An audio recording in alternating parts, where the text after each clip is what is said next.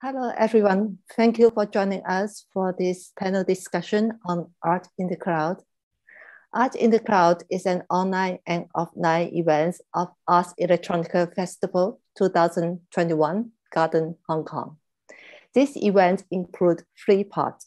Part 1 is the online exhibition, which is now on Arts Electronica Festival website and Garden Hong Kong website. The second part is the online panel discussion, started from yesterday to 11th September. Part 3, Art in the Cloud, is a program of Garden Hong Kong exhibition, a physical exhibition at Osage Gallery in Hong Kong. The discussion will be recorded. If you don't want to be recorded, please turn your video off. Today, the discussion topic is redefining art presentation. I am Mac, the creator, with the support of my colleagues, Lisa Park-So-Young, Charlie Ip, and Sophie Jiang. And this event, Art in the Cloud, is chaired by Maurice Ben-Yung, the pioneer media artist worldwide, and the professor at the School of Creative Media, City University of Hong Kong. I would like to take this chance to thank for the support of the Neurodesign Lab, AITC, that is the Center of Applied Computing Interactive Media, School of Creative Media, City University of Hong Kong, and Osage Art Foundation. The inspiration of Art in the Cloud comes from the idea virtual art space. Virtual art space is not a new concept. It has been explored for more than 20 years, but the development have not been well recognized until the COVID-19. In the past 18 months, it almost becomes the only solution to rebuild the human connection and receive high attention. I can say that this is a miracle. But what does this miracle tell us? That is, it proves that this is a situation that everyone has been waiting for, and this moment has appeared now. We have 4 panel discussions started from yesterday. Today is the second day of the discussion. We are happy to have Professor Alvaro CASSINELLI to be the moderator. So Professor CASSINELLI, may I address you as Alvaro in our discussion today? Please, please. Alvaro is the associate professor, co-founder of Extended Reality Lab at the School of Creative Media, City University of Hong Kong. To know more about Alvaro, again, please visit our website, hkgardens.com. Now, may I pass the time to Alvaro and our speakers. Thank you. Thank you very much, Anne. So, yeah, my name is Alvaro. It's an honor, and I have the pleasure to welcome to this, she was explaining, the second panel of the Arts Electronica Garden. And the subject, of course, is around the online things. And in particular, we want to hear these 7 artists from 6 countries, if I'm not mistaken, talking about their views on how art presentation is redefining online spaces. And we are covering net art, machine learning, identity of the artwork, NFT people on online, NFT, of course, I said, curation, digital craftsmanship. I'm always trying to make a list. So it's going to be very interesting. And then with that being said, because we have very short time, we will hear the artists present themselves in only 2 minutes. Take care of that. Then show some video that they're presenting and why they are showing this to generate a discussion in between the artists. And at the end, all the public that is here will collect some questions. And so it has to be lively. It's very interesting because these people have been working on different media and spaces, and we are all forced to be online at some point. So we want to hear from practitioners. So with that, let's introduce the first speaker, which is Jeffrey Garringer from the US and now Hong Kong. So please introduce yourself. You have 2 minutes. And we will, yeah. Cool. Yep. Hello, my name is Jeffrey Garringer. I am a recent immigrant to Hong Kong. I am an artist. My background is in sculpture and architecture. And my main body of work is basically dealing with semiotics and 3D point cloud GAN. So, whoops. Oh, I need to share my screen, don't I? This is a very interesting phenomenon. Yep. Okay, so here's some of my various links to my website. Feel free to check them out. Basically, Garringer.work. So I most recently participated in a group exhibition in Brooklyn called Left Unsaid. I showed these 4 pieces, which are the body of work I'll be talking a little bit about. It's called Object Americana, and it comprises these 4 sculptures.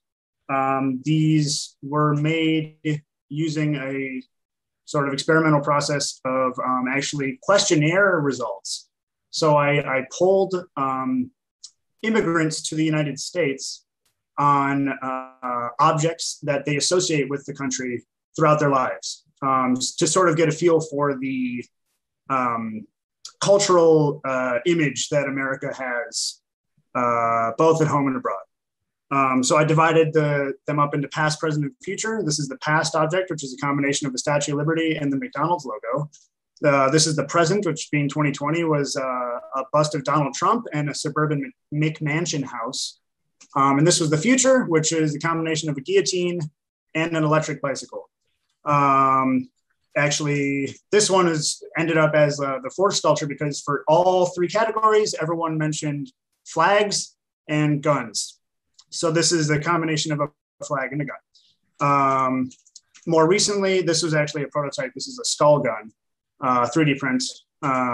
More recently, I've done a sort of smaller project called MimeGAN, which I basically, a lot of what I try to do is like focused on ethical data set production. And so I commissioned a friend of mine to take a series of portraits of me and then use those as a data set for a GAN, a regular 2D GAN image generation. So that's these really creepy images you see here. That's pretty much it. Thank you very much. Yeah, so great. So we'll have more time to see your video and the question discussion. So this is just for everybody to know each other. So the second one now will be Joanna HOFFMANN from Poland, right? And she's in Greece. Great. So Joanna. Yeah.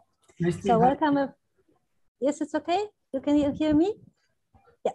So first of all, of course, I would like to welcome everybody. And I would like also to thank the organizers of Ars Electronica Hong Kong Garden for inviting me to this outstanding panel, and especially curator Anne Mac for all her work. But I would like also to express my appreciation to Professor Pei Chuan, not only for her outstanding work, but also to thank for introducing me to this excellent environment. Thank you so much. So I'm an artist and professor of the University of Arts in Poznań in Poland. When I'm running the Studio for Transdisciplinary Projects and Research, this is the first of such kind in Poland, creating bridges between academic, artistic, and scientific milieus.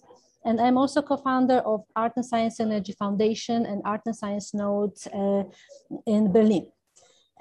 So I am convinced that it is extremely important and urgent today to open closed traditional academic systems, structures, both artistic and scientific, and to create platforms for interdisciplinary, intercultural cooperation and knowledge exchange. Also to enhance an innovative communication strategy through art for the extraordinary speed of science progress. And I believe that art and artists can contribute strongly to creating new structures of societal communication and democratization of knowledge, increasing public awareness, engagement, the crucial thinking and yeah, being more involved. So our needs to bridge the gap between science and society if society wants to be actor for the future. My other crucial concern is that we have to create new cultural narratives for directing ourselves toward the future we want to live in and not in which we will be forced to live.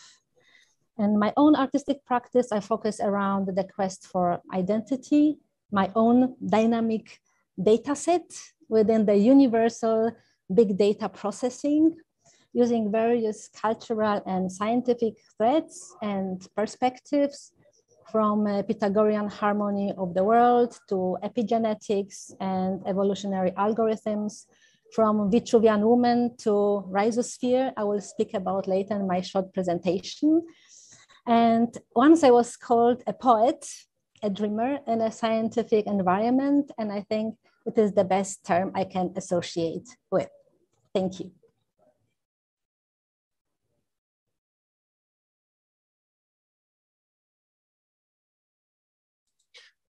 Alvaro, I think we cannot hear you.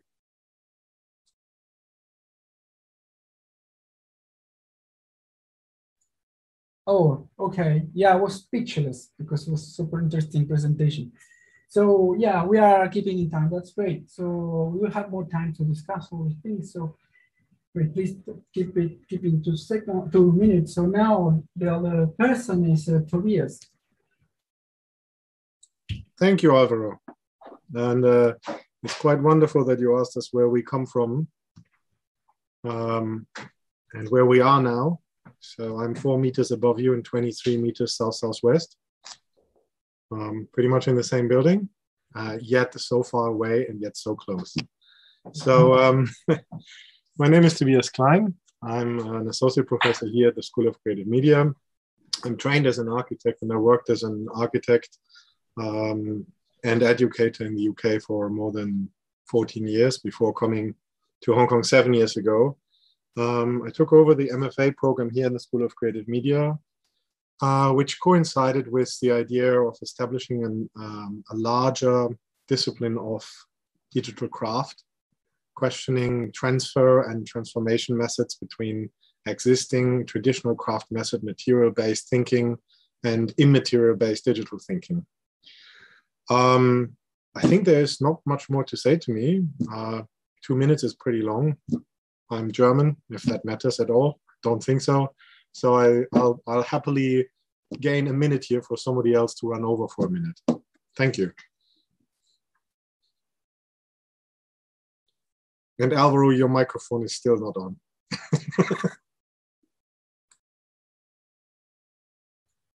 Okay, this time it's not because I was speechless. No, so yeah, thank you. So now Cédric MARIDET from France and Hong Kong. Yes, thank you. Hello, everyone. Thanks for the invitations. Maybe I'll take the minutes from Tobias. Let's see. Thank you, Tobias. My name is Cédric MARIDET, and I'm a research-based artist working in Hong Kong since 1999. I'm currently holding a position of assistant professor at the Academy of Visual Arts at Hong Kong Baptist University. I would say that my work often explore the act of listening, collecting, and archiving for possible reinterpretations and material for different forms of writings. They usually relies on field recordings, and especially sound recordings, like in the Brazilian rainforest, in South Africa, or in the Arctic Circle, where I did here series of interventions with projections documented through photographs in the ghost town of Pyramida in Svalbard archipelago.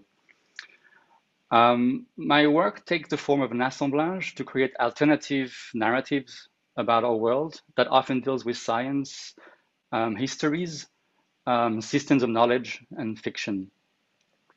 I explore different mediums, such as sound compositions on fixed media, so released a couple of sound compositions, sound installations,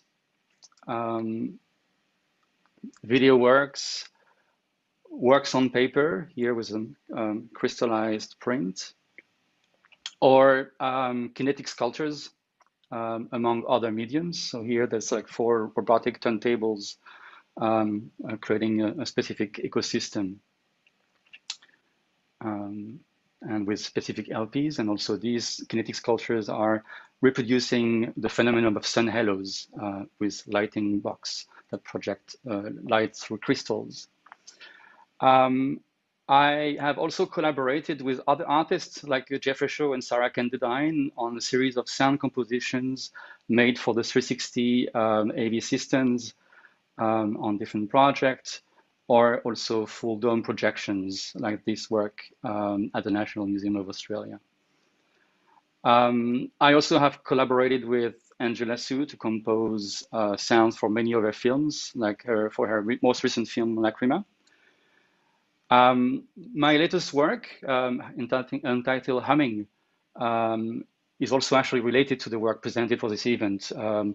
Is an 8-channel sound composition for voices with 48 prints and 6 strong scores that deconstruct recent international public slogans through a pseudo-linguistics analysis and translate them into musical notes sung by a choir as a way to kind of explore the question of how we sound together. And I think I'll be talking about these notions a bit later. Thank you.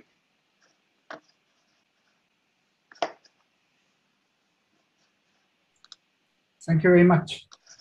Okay, so now we have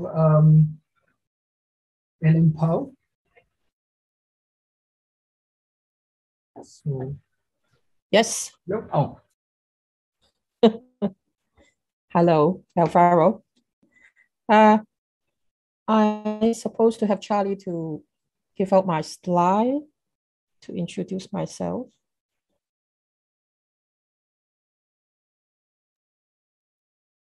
That is the last one, sorry. This is the last slide. Can I have the first slide, please?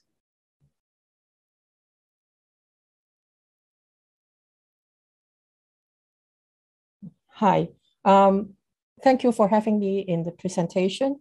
In these 2 minutes, I will introduce myself. I'm a video artist and a curator from Hong Kong.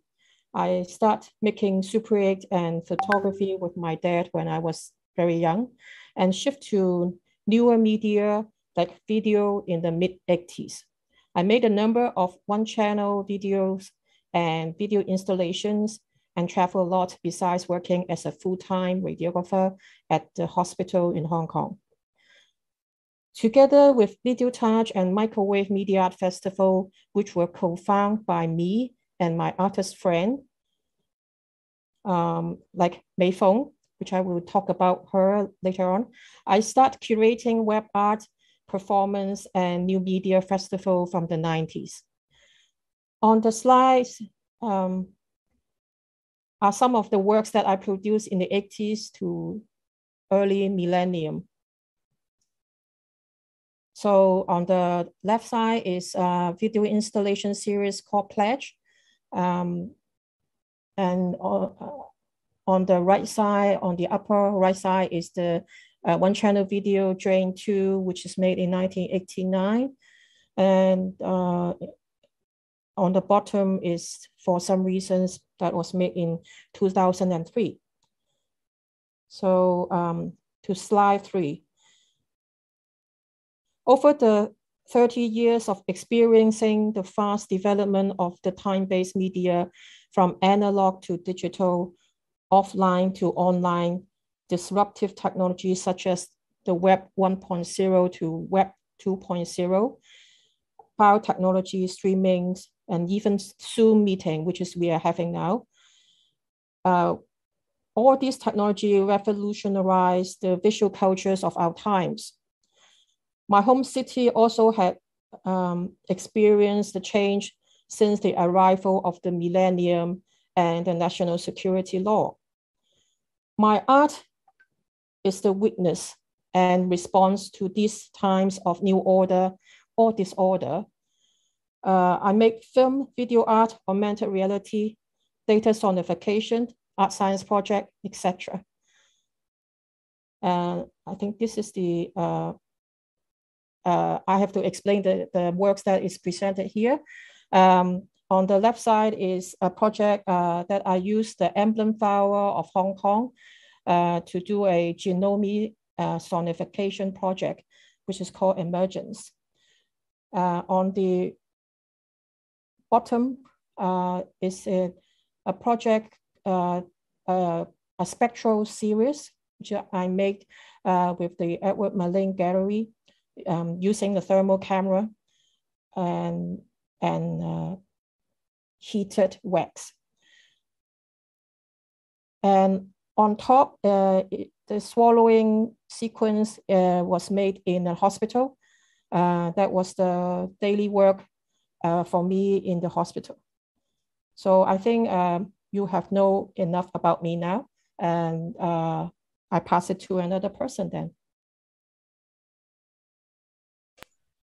Thank you very much. We will never know too much about all these artists, but thank you for keeping it 2 minutes. So, so now the Yu-Chuan, sorry for pronunciation, from, yes. from Taiwan, but you're in Hong Kong, right? Yeah. Oh, yeah. Yeah, hi everyone. Very thanks to everyone to invite me to this event. My name is Yu-Chuan Zhen. I am in Taipei now. I'm a digital artist, curator, also a professor in a university. And I have been working on digital art since 1998 and started my net art project in 2002. And my works and the article will select for presentation in the ACM Multimedia, ICR, Leonardo. I have been to City University for ICR conference a few years ago. And as a curator, my curation topic focused on the gender and the digital culture. So recently I have my curation exhibition such as Lost in the Net Dream, Immortal on Screen in National Taiwan Museum of Fine Arts. Also, I have Shall We Pray? It is Showtime, Light on, Light Off in Taipei Art District Festival. So all the topic is all about the digital life when we live in our digital device, how we become a virtual and the reality, how to switch between the virtual and the reality. And the other topic is about gender study. So I focus on woman artists. So that's such as like being an artist and a mother. Also, I fall there I am to talk about the woman artist situation in contemporary art in Taiwan. So recently, I also got invitation from Ministry of Culture of Taiwan to curate Taiwan New Media Art in Washington, D.C. So in the American University Museum and Casa Center and International Arts and Artists. My hours is focused on the human in digital life. I think we are becoming information code and the database in the cloud. And we all switch between virtual and the real life. And we all driven and infected by digital virus. I will make a quick brief introduction about my work later. Thank you.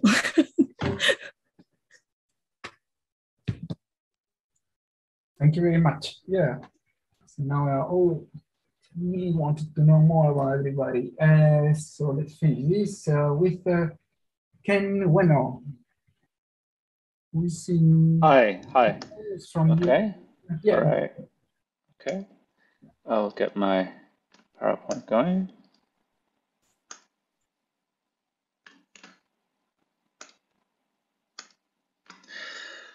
Hi, I am a composer, vocalist, and sound artist. My work, can you hear me? Can you hear? Okay. I'm a composer, vocalist, and sound artist. My work lives in the interstice between these 3 output modes, I create unique spaces for audiences and ensembles to inhabit with the added focus of myself as a vocalist utilizing bespoke techniques, often with a megaphone. I am a professor at UC Berkeley. Breath is at the ontological center of my art practice as a vocalist, and taking a cue from the poet Robert Haas's thesis that poetry is a physical structure of the actual breath of a given emotion, my practice transposes this notion into music through physical valence. I believe that physical gestures are indeed mapped to given emotions. When we hear the operatic tenor Pavarotti sing a high C and linger there for tens of seconds, he not only suspends his breath, but we too, as listeners, suspend our breath. Physiovalence directs our bodies to vivify in real time the suspension of our breath in parallel with the music to which we are listening. In my work, through circular breathing, that Pavarottian lingering moment is expanded to minutes, not seconds. The phenomenological reading of that expanded lingering exacerbates traditional modes of analysis in terms of structural hearing. My work foregrounds my body as a specific instrument. Much of my music is person-specific, wherein the intricacies of performance practice are brought into focus in the technical achievements of a specific individual, fused inextricably with that performer's aura. In an era in which we are increasingly rendered anonymous through digitization, person specificity stands against the normative business practice of neocolonial transportability in classical music and says, no, you cannot replace people who look like me. Later, in my 7-minute talk, I will discuss with you further about how my work seeks to reclaim presence and the body in an age where our trace of having lived is under threat. Thank you.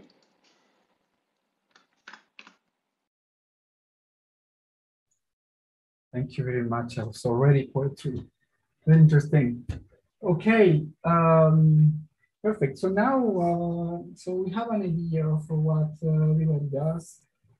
So now we are going to show the actual works that we've been presenting and submitting to this specific panel, and it will be follow up after each of you present the video. It will be follow up to question about why you consider that to be an interesting topic to generate that discussion around these new ways of presenting our works. Okay, so same plan. We go through all these lists of people presented. So Jeffrey, now you have this. So I think Charlie has to put the video, Jeffrey. Then you have like questions, 7 minutes, and answers, and then discussion 6 minutes, something. Yeah. Just unmute myself.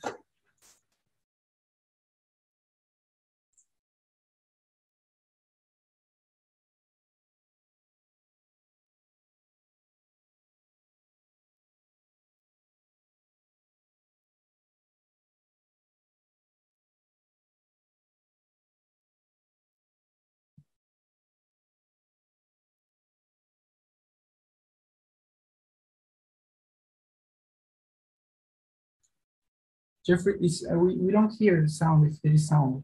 Oh, there isn't any sound. Okay, yeah.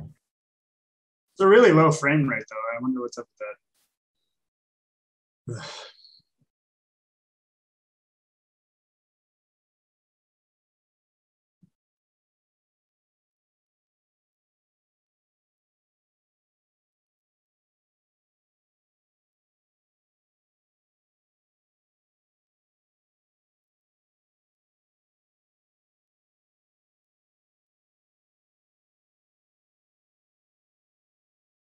All right. Okay, thank you very much. So that's the work you presented. So now we'll just ask some questions and then give you the opportunity to just explain a little this work. So, well, we all see these objects, like virtual objects, and there's some, I mean, I noticed some characteristics of objects, not anything. So you call this work object Americana, right? So it's a kind of collectible. Why these sort of works? Why we choose them to start with, and why somehow online is an interesting place looks like you're selling stuff. You're looking at something that relates to everybody, you know, guns and stuff like that. So could you elaborate? Is that this space, online space, is an opportunity to make objects collectibles, and horizon space and a museum? Just develop that. Yeah. Let me share my screen. Okay, cool. Yeah, okay. So, I'm Jeffrey Garringer. Very happy to be here. I'm an artist, 3D designer, and recent immigrant to the proud territory of Hong Kong. Today, I'm going to share my story of stress, anxiety, and just a little bit of optimism for the cutting edge issue of NFT technology in the art world. The piece we just saw represents a sort of frustrated, currently aborted attempt to make my main body of work into crypto art. When this article was published on December 14th, 2020, it caused a veritable maelstrom in the newly minted crypto art communities that had sprung up over the preceding months. Long story short, participating in most NFT minting emits a gargantuan amount of carbon, turning an individual's carbon footprint into a carbon bulldozer. I had heard of the concept of a decentralized method of certifying and selling art, got very excited, modulated my main body of work to fit the most basic NFT format, a looping GIF, and spent countless hours more rendering animations in that new style using a new interpolation-based methodology, finally resulting in the 4 preliminary works you've just seen displayed here. I completed all that and was in the middle of researching the exact way to actually mint an NFT when this article was published. I was completely devastated. Very, very briefly, let's back up a bit and explain what an NFT is for the uninitiated. In brief, a blockchain is a distributed ledger system. It's a way for many people to agree on a single canonical set of transactions that have occurred. An NFT is simply an entry on the blockchain that associates a crypto wallet with something. For our purposes, generally that something is a certificate that says the owner of this wallet canonically owns this piece of digital art, thus making that art crypto art. So let's think out some pros and cons here, shall we? Associating digital art with an NFT allows it to be easily purchasable and tradable. It even allows artists to collect royalties on future secondary sales of their work, something that virtually never happens in the traditional art market. NFT minting platforms are easy to use if you already have a bit of cryptocurrency, so NFT technology allows many, many more artists to sell art than have ever been able to before. This is particularly impactful in the marginalized communities and in the global South, where artists have traditionally toiled in anonymity. All of these qualities are big pros for artists who traditionally have been face-to-face with the commercial art world that is still heavily Western-focused, white-focused, male-focused, and above all, capital-focused. It's a painful bind to be in. Commercial galleries only want to show work that sells. Work that sells is bought from galleries. If you have no track record of selling work in galleries, how exactly are you going to get the ball rolling? Crypto art, therefore, has been a sort of democratizing agent for art selling. Not all crypto art platforms have the same ethos, though. Here's a screenshot of Super Rare, a self-styled, highly exclusive NFT market. Super Rare is an invite-only and more recently application-based art market. This super rarity has worked flawlessly as intended, making it one of the most expensive crypto art markets around, not so democratic. The much more glaring problem with crypto art is the one I've already mentioned. Most blockchain interactions are an astounding ecological horror show. Most blockchains use a methodology called proof of work. They function by deliberately forcing users to expend as much electricity as possible. Bitcoin mines are huge warehouses full of GPUs chugging away at full capacity 24/7, like a render farm from hell. This methodology is obsolete. The only reason Bitcoin and other proof of work chains continue to exist is simply apathy on the part of their investors. Proof of stake chains are the alternative, and they have something like 100th to 1,000th the carbon footprint per transaction. The problem is that the current biggest crypto art platforms use proof of work. The two I mentioned, OpenSea and SuperRare, are perpetrators. But there are alternatives. One called Collement has tried to replicate the SuperRare application-based gatekeeping model, driving up prices a bit. My personal favorite is one called Hic et Nunc, which is entirely open source, and has a thriving community on Discord.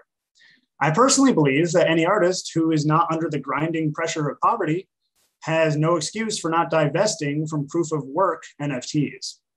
Anyway, it's finally time to mention the much more fun, more abstract concepts that NFT technology brings to the table. That's right, it's time to talk about experience. Speaking as a sculptor, another problem with most crypto art is that it takes the form of images on a screen. Maybe some of those images are moving. Maybe even some of those images are renders of 3D models. But for me, that doesn't necessarily suit how I want my work to be experienced. I truly believe that the embodied experience of viewing a sculpture is not at all the same as seeing it rendered on it as an image on a screen.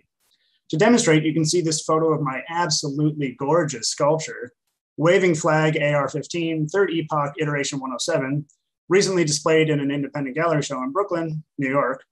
But it's quite obvious that seeing this piece of material in person would be a vastly different experience from what you're currently enjoying. To me, it's completely crucial that someone be able to move around the sculpture and ideally move their head up and down, closer and further, visually exploring all the weird little nooks and crannies of the piece. And believe me, my work rewards such exploration.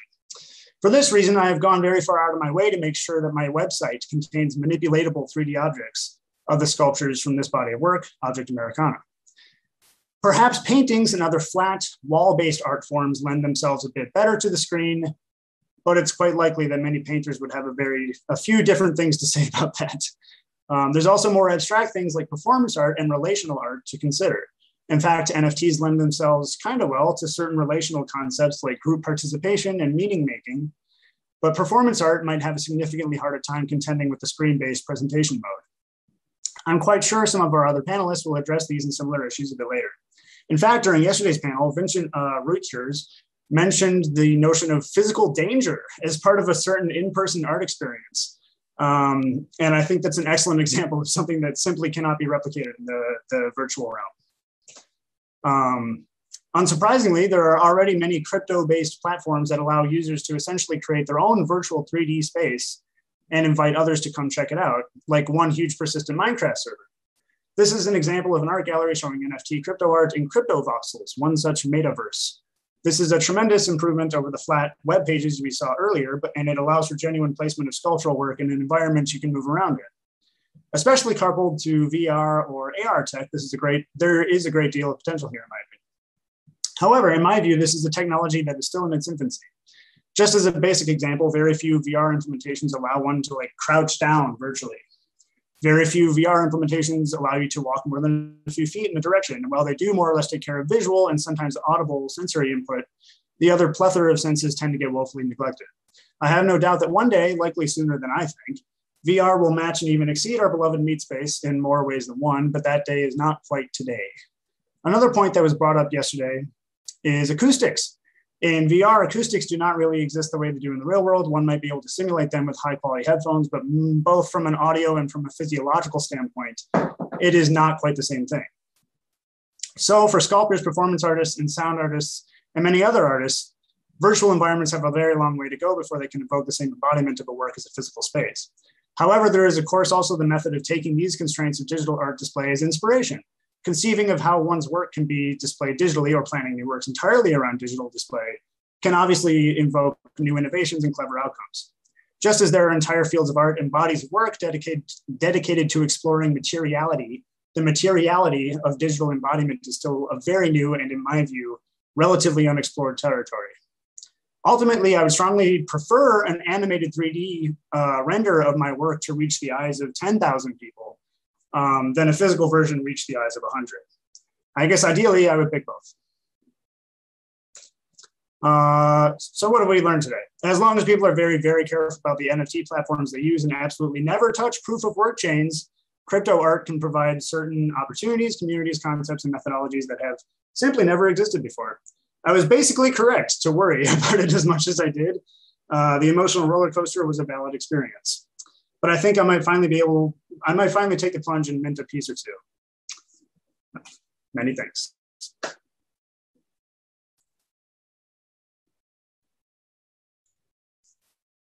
So thank you very much. So, so I'm not completely sure. When I ask some questions, is there some confusion I think on the order of that? Should I ask the questions so somehow you answer some of the things I was wondering? So the idea is to open a discussion here in between the presentation. So so maybe Anne can say a word. Should I ask again? So this, of course, prefer to ask the question after the presentation as we did, because this is super interesting.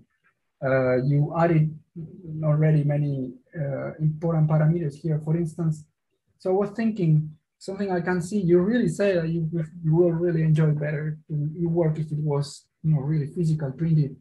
Then you have this 3D representation. So they look like a two solution, either making everything completely immersive, have a VR system, go inside this virtual world, having even like immersion acoustic spaces, or maybe printing, maybe giving that opportunity to everybody to have the work printed, for themselves with whatever method they have.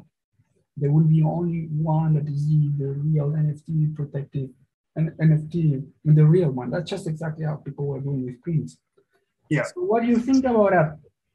So where are we going? Because why we care more about now having everything online and having the uniqueness of the artwork? Why you don't give people a possibility to have their work, their print in their homes?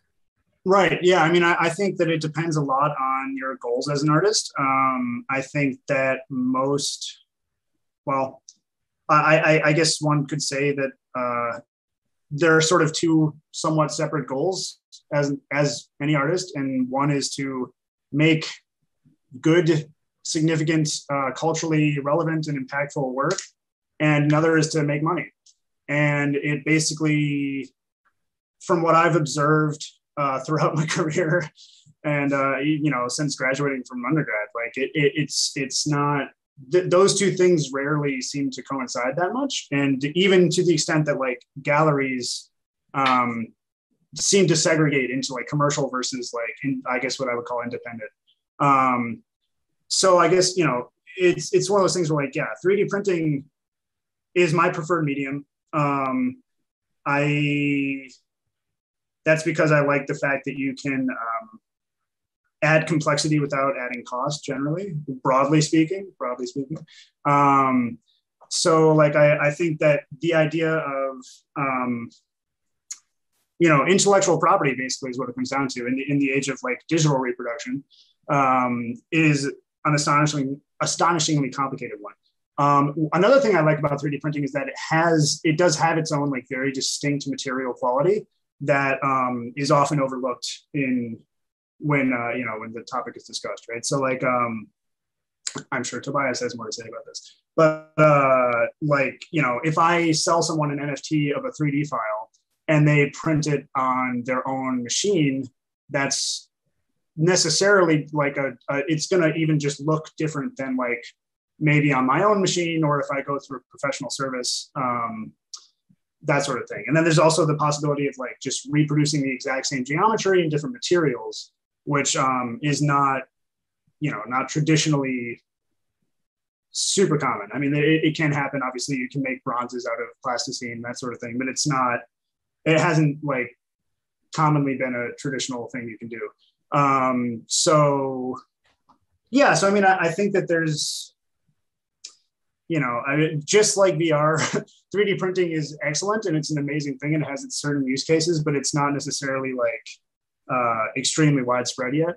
I personally believe that it will be, but I think the timeline is not super short on that. So, I mean, it's a weird thing. And then the other question is like, when we're talking about art and talking about like what, like basically like who wants art, like who has art in their homes, and what form does that art take, because like, I feel like there's a lot of, a high price sculpture, whatever has a certain context, and that context is usually some high-end gallery, and not that many people are necessarily going to see it. It's not going to necessarily have that much impact versus,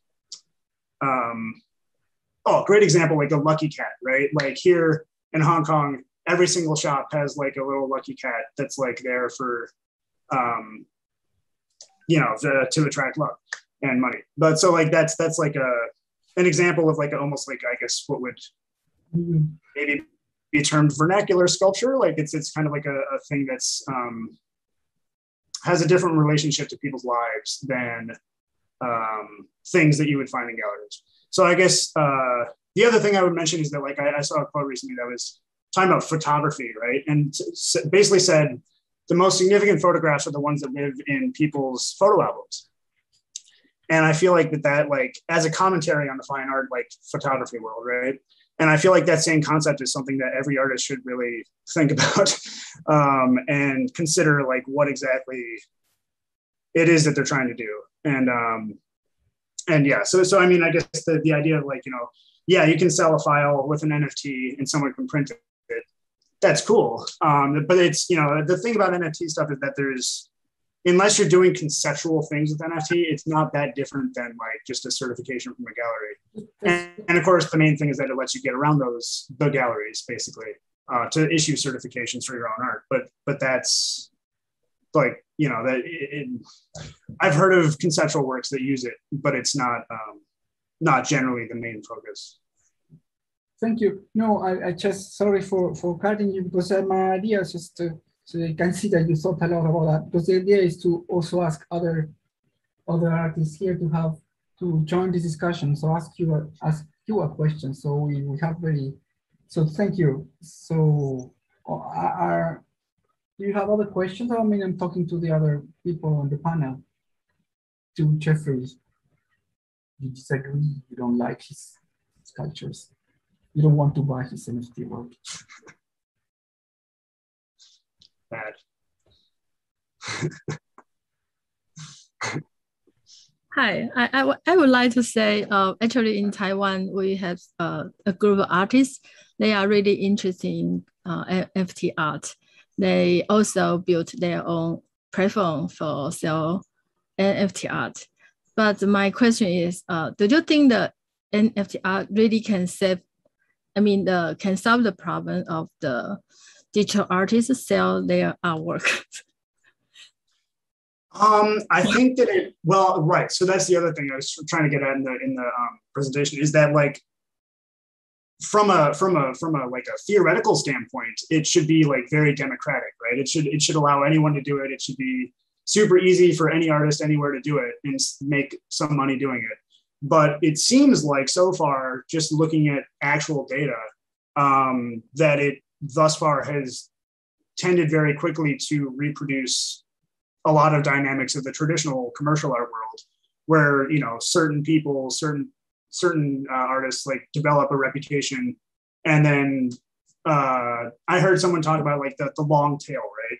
So I don't have a graphic for this, but like you imagine like a logarithmic graph, right? Like one end is like really, really high, the exponential like kind of end of it, and then the long tail is like the vast majority of artists who maybe can make a little bit of money, you know, maybe break even if they're lucky, kind of thing. And then like the tall part is like, you know, this set of like 100 really like hyped up artists who can make ridiculous amounts of money.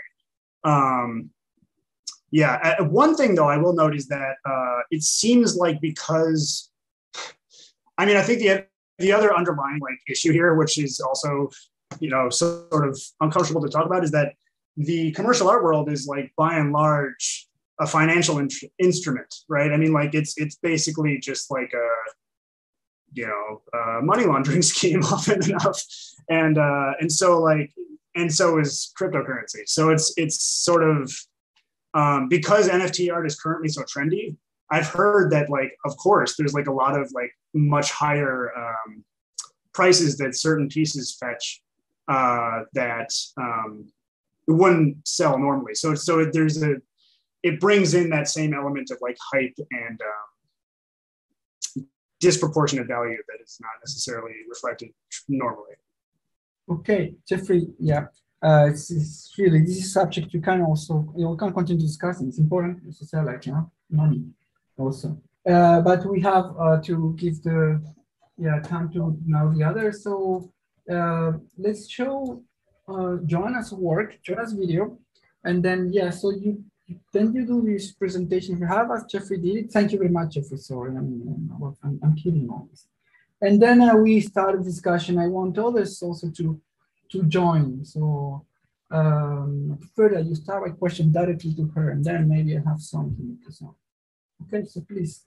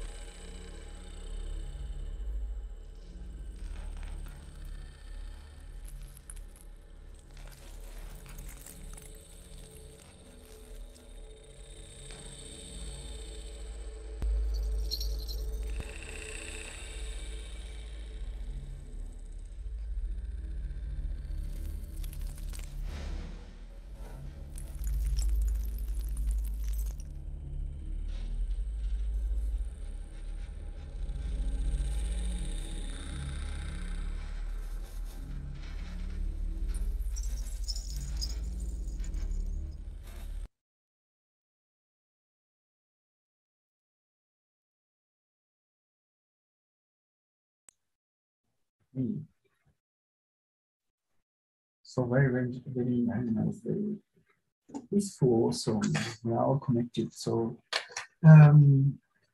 so you have questions? All the other, I will let others to ask some questions to Joanna first. Took too much time when I ask the question. It's time and a half. Please, it's probably inspire you. Otherwise, I will just ask something. Right? So your work is actually, yeah, about interconnection. Do you think that the actual, so your content is really fitting this panel? Is your work about, is work being inspired by the fact that you have to do it online? How it would work in, you present that in a gallery, RhiZone and PapiLLa in particular? What was the difference? People feel more connected with the content? Okay, to answer your question, I think that I will also start my presentation. So I'll share my screen and make the full screen. You can see it? Yeah? Okay. So actually, I think that when I saw also the title of the conference and our panel, Art in the Cloud, so I thought that, well, a cloud, digital, or also a physical, natural, is a part of a larger system of data processing. And we know today that our world is a dynamic net of interconnections, dynamic self-organizing system of interactive data flow from neural networks to the World Wide Web, from river backwaters to social, economic, and cultural phenomena. And every microsecond, there are numerous interactions between all levels of our interconnected reality, which coronavirus, in fact, proved so well. And this novel model of reality requires also new communications strategies and structures, as well as I said, novel cultural narratives, which could open tightly closed systems, economic, social, educational, and cultural. And it is extremely important in the face of local and global crisis and rapid progress of science and technology. And there's always a question how to do it. And I think that for looking for ways how to do it, the nature is the best source of inspirations. And thus, for the today presentation, I choose my recent artistic project, RhiZone PapiLLa, which is inspired by plants' communication system, which has evolved for millions of years, and especially rhizosphere, which is the underground root rhizome fungal microorganism network, the so-called Wood Wide Web. And it is there that the exchange of resources and signals takes place. And these networks, based on symbiosis, diversity, and interdependence, enable plants to develop and spread. In fact, it was through this symbiosis that they could leave water environment and colonize the land. And they can survive even in very unfavorable conditions. And the rhizosphere operating system is based on the small worlds network model. And its effectiveness inspired the search for organizational solutions and strategies that would favor sustainable development and more efficient distribution of resources, information, and knowledge. And so as an artist, I imagine the whole world as a rhizosphere, a growing, interconnected, not hierarchical network, the future world where organic and inorganic intelligence system will merge into a new hybrid quality. On one hand side, the project refers to the intensive development of Internet of Everything and research on AGI, and on the other to symbiotic networks, strategies of plants as an alternative model of effective social ecosystem. So the big network of small worlds based on diversity, symbiosis, and interdependence, in which the smallest actions, even thought, may affect the well-being of the whole.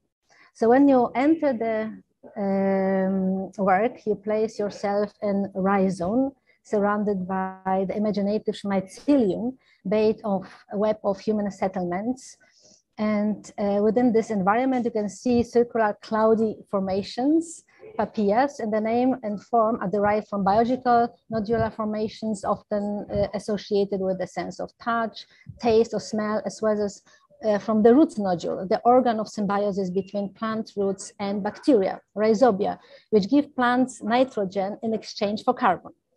So in my piece, PapiLLa is a microcomponent, a symbiotic organ of the future hybrid omni system. And it evolves from chaotic fragments of information, scattered bits of memory, towards a complex semi-biological multi-layered information network in which the boundaries between organic and abstract, micro and macro, between internal and external data processing are blurred. At the end of this information, PapiLLa turns into a virtual eye, and through its pupil, the viewer enters the outside space, the evolving network of rhizosphere. As I mentioned, the piece is realized in the form of VR immersive experience and AR application. In AR version, of course, you can enter or activate RhiZone PapiLLa anywhere you like, merging the virtual and physical environments. To check the connection. But the piece, it's in fact a part of much larger art research educational project, Rhizosphere, the big network of small worlds, which I initiated 3 years ago. And it evolved from the cooperation between the studio for transdisciplinary project and research I am leading at the University of Arts in Poland and the Faculty of Biology in Poznań University. And it quickly also started to grow its inter-academic and interdisciplinary network. Now, as you can see, there's a lot of various institutions, artists, scientists related to the project. And the project, which was inspired by Rhizosphere, became the Rhizosphere itself, according to our asset mission, combining art, science, education, and technology. And Rhizosphere, the big network of small worlds, is an open network of emerging ideas and interdisciplinary communication beyond divisions, proving that art can be the engine of profound structural changes. So last artistic presentation of Rhizosphere was organized by Art and Science Node in the form of exhibition, Capture the Futures, Our Biotech Planet. Yep. And the roots to root networks and beyond. And because we could not do it in a physical space, we developed the interactive internet and also internet webpage and AR application. So the digital model of a root, devoid of hierarchical order and a specific direction of growth, is the interface of the exhibition. And in the AR version, you can place it in any chosen space. So the virtual root has interactive nodules, each of which opens up a different world of artistic narratives. And the website, on the other hand, offers to enter the root interface and discover artistic narratives hidden in its maze. The exhibition has around 14 artists, and of course there's no time to talk about it, but I would like to invite you to our webpage when you can download also our application for Android and iOS. And of course you can experience the work. It works in various environments. The root nodules, you will find 2 of my artworks, RhiZone PapiLLa and Vitruvia Lumen, the performative poem, which also draws attention to similarities and differences between the cultural revolution of Renaissance, symbolized by Leonardo da Vinci, and of our troubled times, often referred to as the new Renaissance, bridging together art, science, and technology. Thank you. Thank you very much. I think you can hear me better now. Yes. Yeah. So briefly, ask one question and others please ask questions. So you say something very interesting, say like the RhiZone itself become the artwork. And it's really interesting. You're talking about creating these communities and how this structure is interesting and inspiring to do this work, what part is the art work, and what's the, I mean, it just have consequences how you create this network for artists to actually do art? Is there some art work that inspire people, or is it just an institutional system? This isn't unclear on purpose. Okay, so it started actually from the cooperation between the students from my studio and Faculty of Biology from one of the artworks. And it started to become an important inter-academic communication structure. Then the Music Academy joined and Faculty of Mathematics joined, but then it spread through our interconnection with other institutions, but also individual artists and scientists. So the Rhizosphere, the big network of small worlds, was initiated by artwork, but it started to be a new structure for interdisciplinary communication. So it joins institutions, but also individual artists, organizations, and and you will see what will develop and happen. And I think that is very important to also underline that it was developed actually from bottom up, not from up bottom. So that was the need for communication between artists and scientists and society, which actually started this project. And maybe I will also add that I think that also education is extremely important. And last year, to our Rhizosphere, we joined also a twinning platform. It is an EU platform for schools. So there are schools from Poland, Portugal, and Turkey, which create a special work around the Wood Wide Web and Rhizosphere. So I think this is really kind of a bottom-up and horizontal networking structure, which I think we need so much. I hope that this is the kind of a beginning of opening all these closed systems. Thank you. Others? Hi. Thank you very much. That's very inspiring.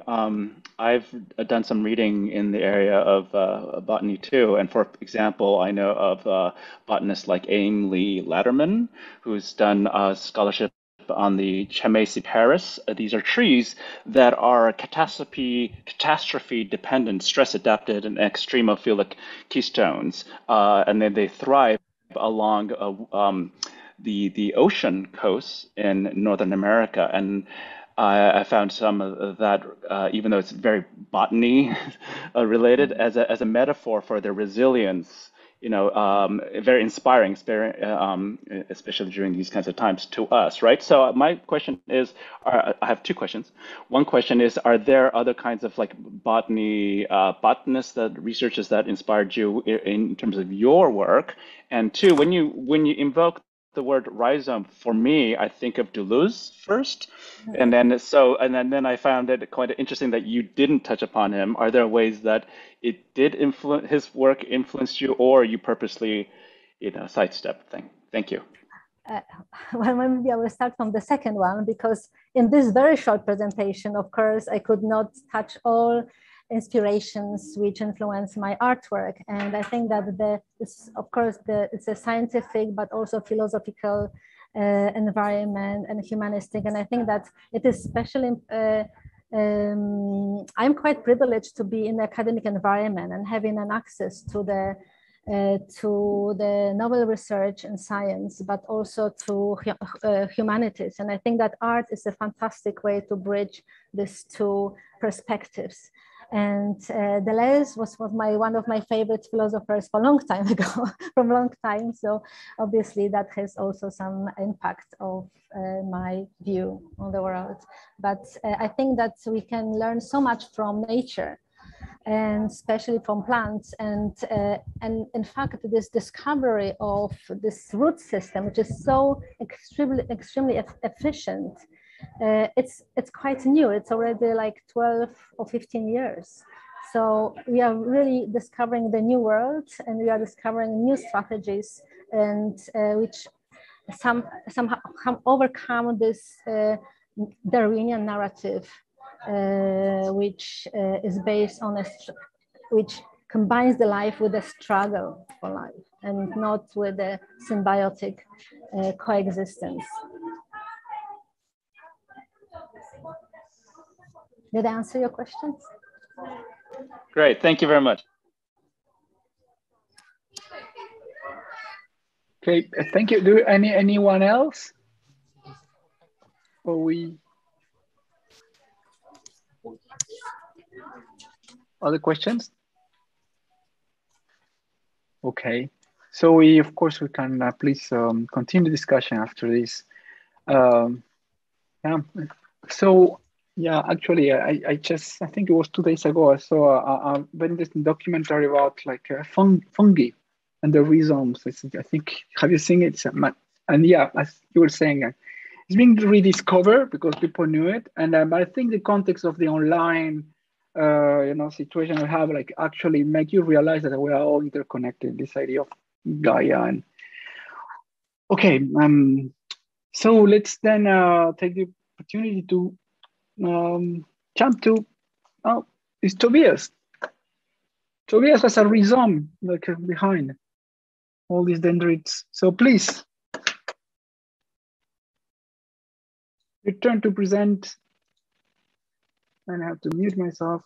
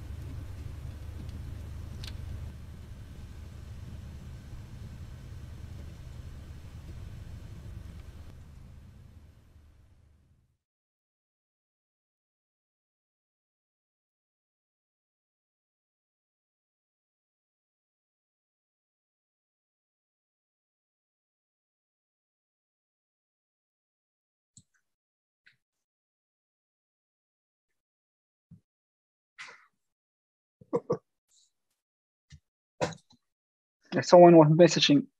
So, okay, now, so you have a presentation after this, right? Of course. I mean, with or without question, we can just go into exactly. It. So we ask the questions and after that. Okay, sure. I mean, it's obviously all self-explanatory because we could all read the text that was flashing for 1 second. No, but you have. Okay. No, of course, of course. If you want to take questions now from people, no. Charlie, if you could start the presentation, that would be wonderful. It's a short presentation. As you can see, I have only 6 slides. Or maybe it's going to be very long because I have to explain or talk something about this. Charlie, could you put this on full screen, please? Or start it.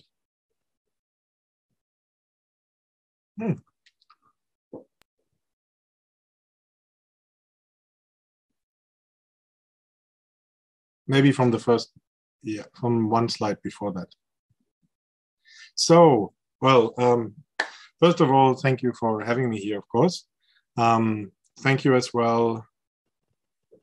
Well, actually, first of all, as you can see at the end of the video, this is an artwork that was made in a collaboration between myself and Jane Prophet, who is at University of Michigan, and Victor Leung. And the video was made by Leo Da and Makina, 2 great MFA students, or actually now alumni of the SCM program here. I'm going to talk about 3 artworks and a little bit the idea about what is art in the cloud, or it seems to be for me a very interesting topic because it's, or asynchronous topic because the cloud thing seems to be a thing from the past already. Usually when I think about the cloud, it's about how to download things or buy stuff, and it doesn't seem to be necessarily a very artistic medium. And on top of that, clouds usually have physical phenomena, fractals that we can't see how large or far away they are, and they're quite beautiful as well. So how does this matter in my work at all? Maybe because all my work is actually not cloud related. About 10 or 15 years ago, I did some works that had some sort of like vague idea of being remotely controlled. And that did work out and had some sort of condensation of digital content into a actual physical form. It did interest me for a while, as long as one could quantify or could kind of create residues of online activity. But maybe I'll start a little bit easier before discussing as well what is the word Unruh or the Unruh, or why taking even a German word, which describes the idea of a mechanical watching the exchange of kinetic energy in there. So maybe we'll start with the first idea. Charlie, one slide further, please. Thank you. So this work is glass entanglement. It was done in 2020. It was exhibited in the University Museum and Art Gallery first, and then in a larger part at Art Basel, Hong Kong this year. Now, what you see there is traditional glass making. It's actually something like this as well. These are hand-blown glasses that in a material that has a half-life of over 1 million years. In a machinic or in a crafted process that takes minutes, where every of the environmental and traditional craft inputs shape and form the work. It's an inflated material through the breath and through rotational forces, usually ending up in fairly symmetrical works, unless you forcefully pull it apart or forcefully really make it very asymmetrical, and for that, really, really difficult to make. Maybe I'm being a very naughty person working with craftspeople and making their life unnecessarily hard. But what I do there is to explore a notion about digital craftsmen as a form of exchange of forces, of simulations, of scanning, of transformations and transferals. In this work, though, I think what is mostly done here is an idea about the transfer from a physical to a digital format, and reversely back from a digital format into a physical representation of sorts. And it is one of the driving elements behind my practice to find a balance or find a notion of exchange between the either ephemeral digital and the physical, and the ways how these are intertwined.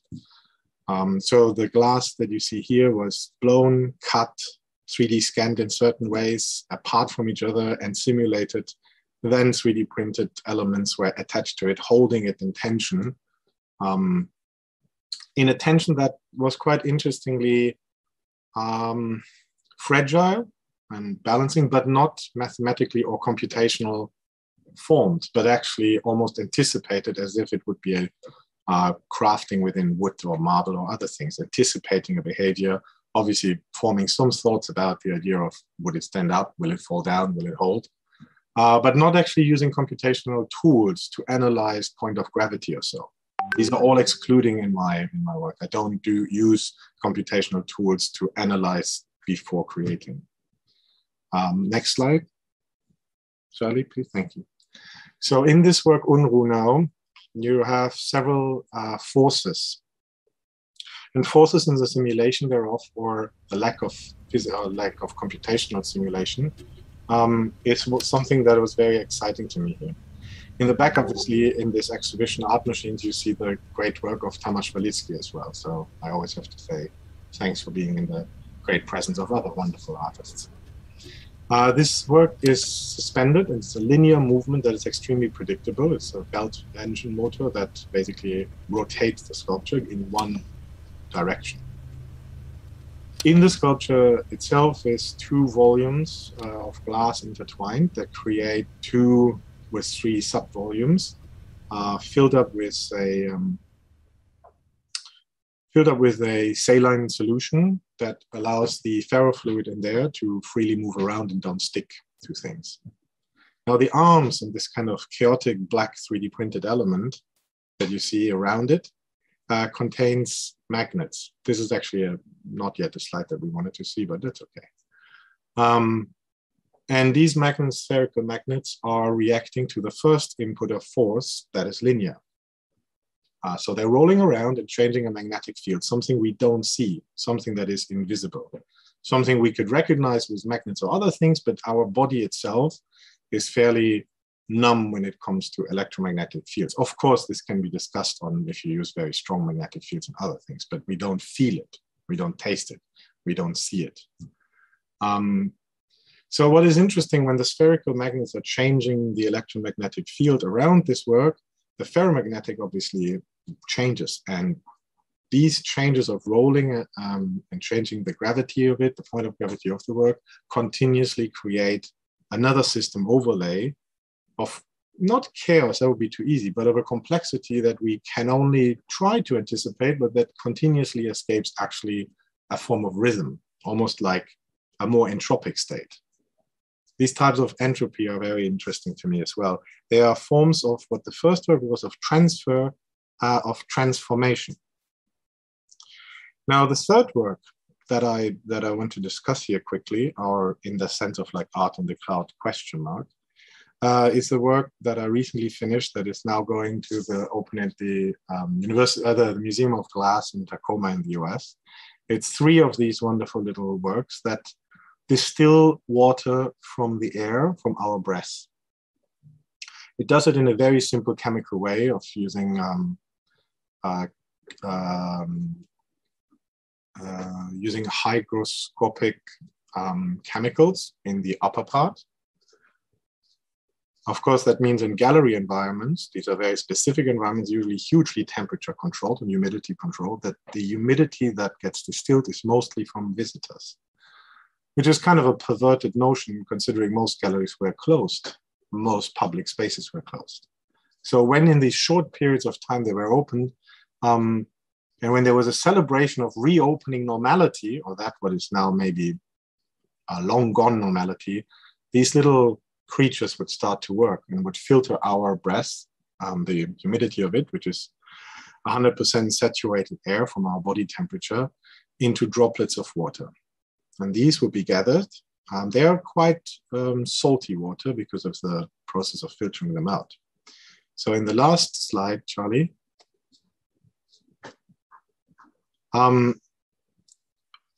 we found a way of coexisting or cohabitation, a very slow way of distilling something again invisible and imbalanced in our presence or unpresent thereof into something that is actually beneficial. Now for the photo shoot, I have to make a disclaimer here that these plants are not the real deal. I mean, they are nice plants, but the plants that we are using are more mangrove and are more actually used to the harshness of saline waters. And in the last animation, last film is actually not an animation, you see roughly how this was exhibited in 2020 and how it then changed to now. Again, a little bit too fast to read this all. So I thought it's quite nice that you can press the stop button. Although this seems to be quite long. Oh. I think you went back in the slide. Yeah, but you can speed up a little bit. That's totally fine. Or start at the middle of the, yeah, that's fine.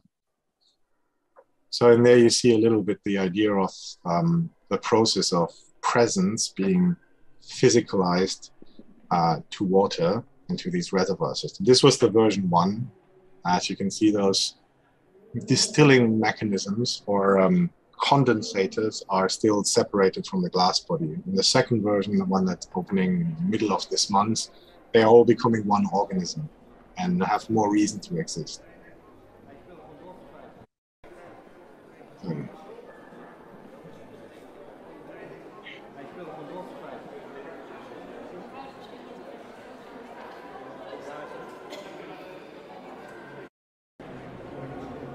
Okay, I think we can stop that there. I mean, it's all online, so everybody's welcome to look at it. So maybe to bring this to some sort of conclusion that makes sense,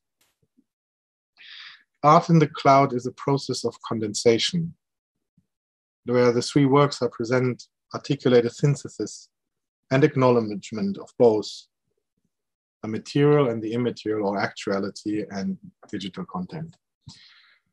I think that's my contribution, and I'm very happy to receive questions for it. Thank you. Thank you. So we are condensing here. All people together are condensing to the cloud some meaning. Oh, it is getting sweaty. Beautiful metaphor. So I think we are just one comment. We are running kind of out of time because we still have about, I think, 4 people to do that and the question. So the self-explanatory work, absolutely. Don't worry. If someone has a quick question now for Tobias, quickly. He's self-explanatory person, I know. Okay, so let's move on because I think you really do it. I mean, you explain many things, but it's true that the question is why this work in this panel. So I think it's connected with Joanna's work also about the work itself is a representation of the problem anyway. But I'm not sure about that. I mean, I kind of like. Let's move on. Okay, fine. I'm muted. Okay. Just kidding. Oh. No, okay. It's not, and I don't want to ask question. Any question from someone?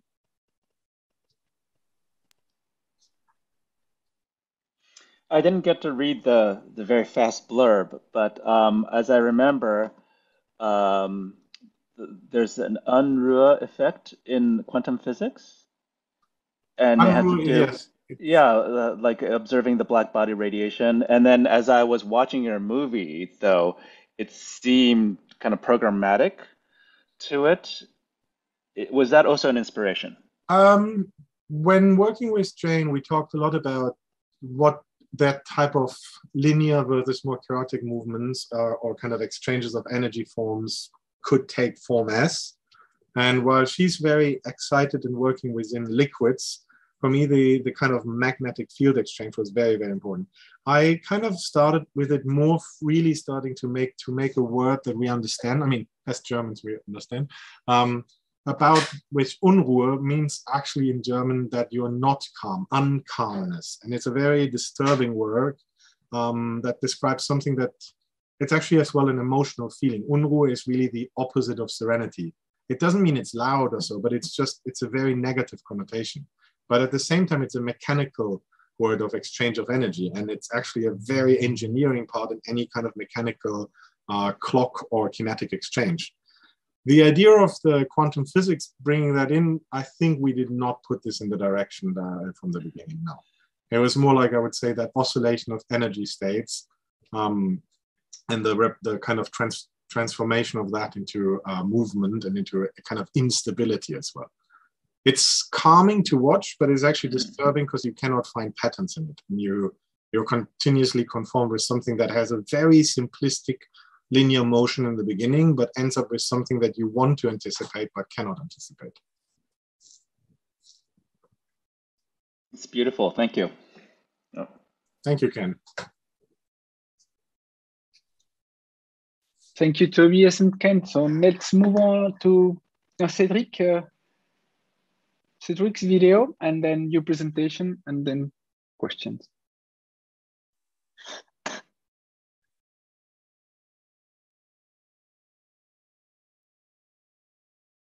Chaque participant choisit un oiseau de Hong Kong et explore son interprétation en écoutant les exemples donnés. Ensemble, formez un groupe d'oiseaux statiques ou en mouvement. Expérimentez avec différents lieux et situations d'écoute où les membres peuvent écouter et explorer les volumes de sons créés. Explorez la distance entre les écoutants et l'interaction avec l'environnement direct. Créez différents volumes sonores. Générez différents modèles d'appel-réponse.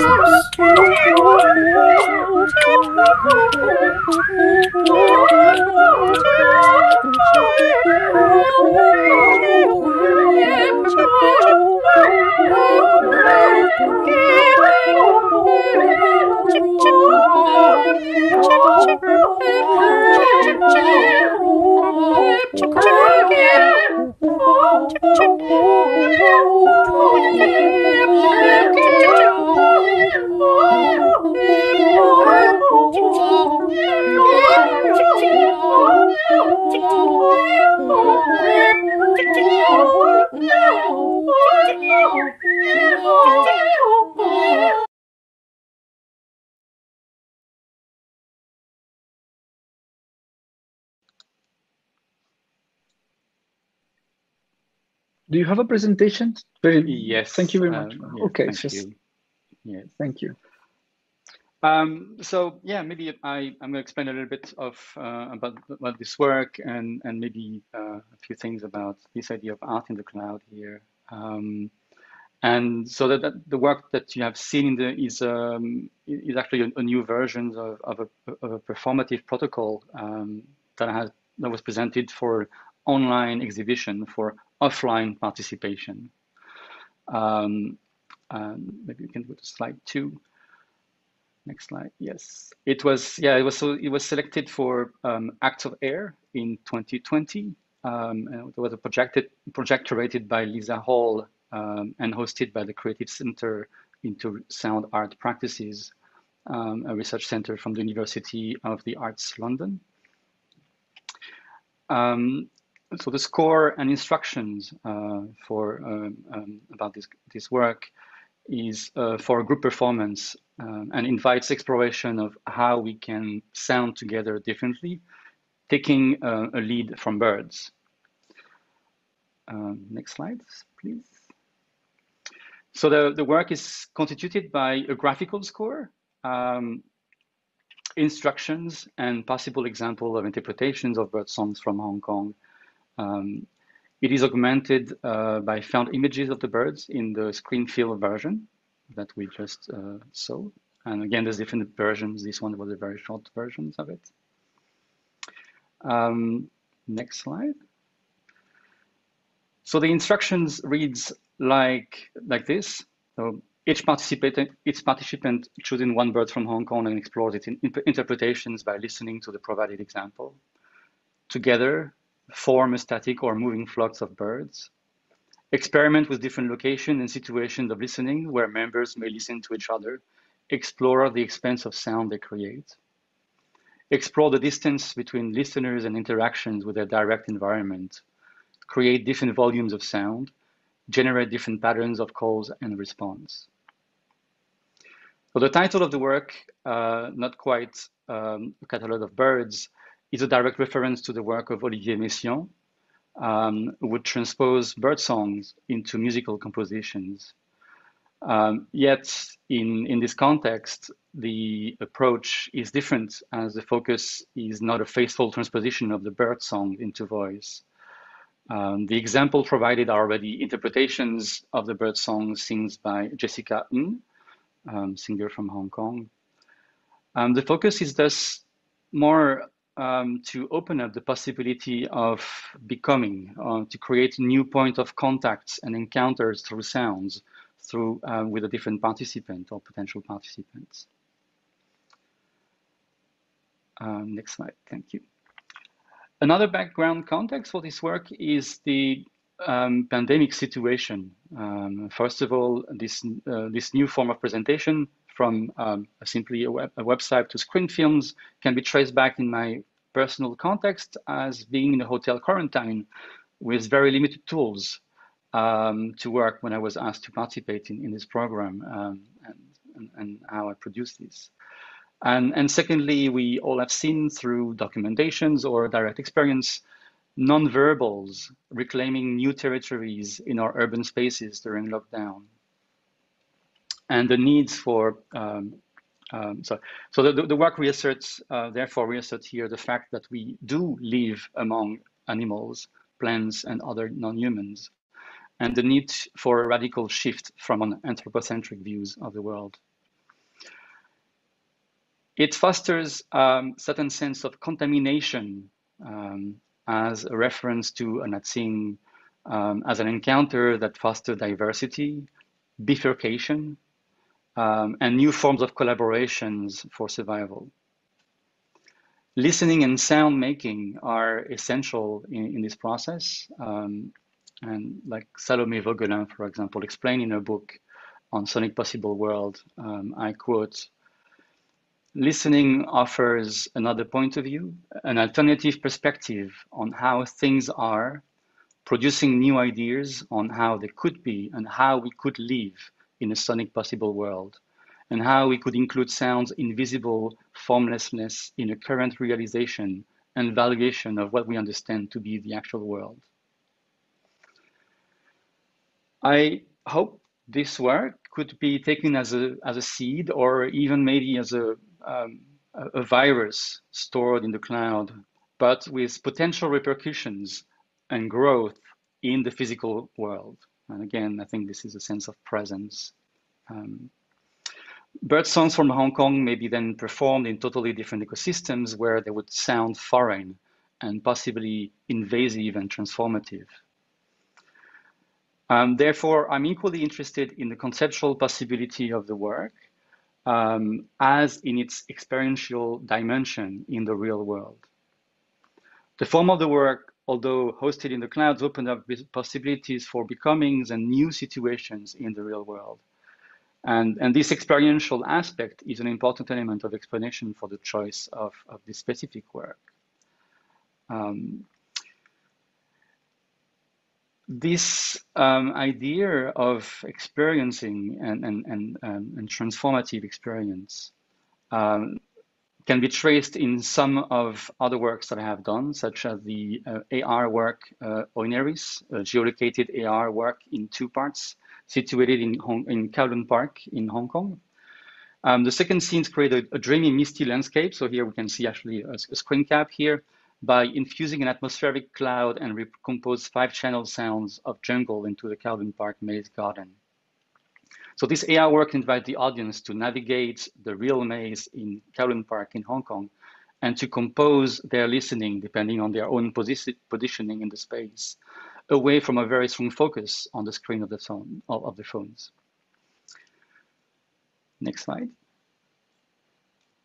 There is thus a similar idea in these works, that is to forget, or maybe to put aside some technological apparatus that are still fundamental in the making or actually in the dissemination of the work, as ways to create new experiences in the physical world, opening up new possibilities to discover or rediscover a new sensitive practice of the world. Maybe thinking about the idea of the pharmacon, where digital tools are both poison and cure, and could either serve the destructions of attention and the purpose of a process of proletarianization fostered by neoliberal ideologies, or it could serve more novel purposes and create the possibility to bifurcate and to transform ourselves both individually and collectively.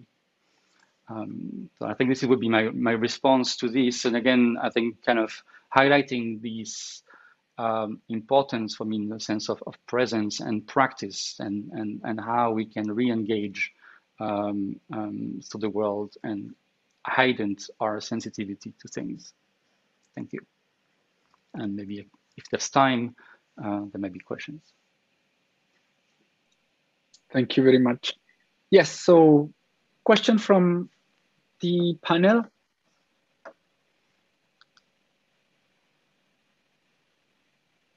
No?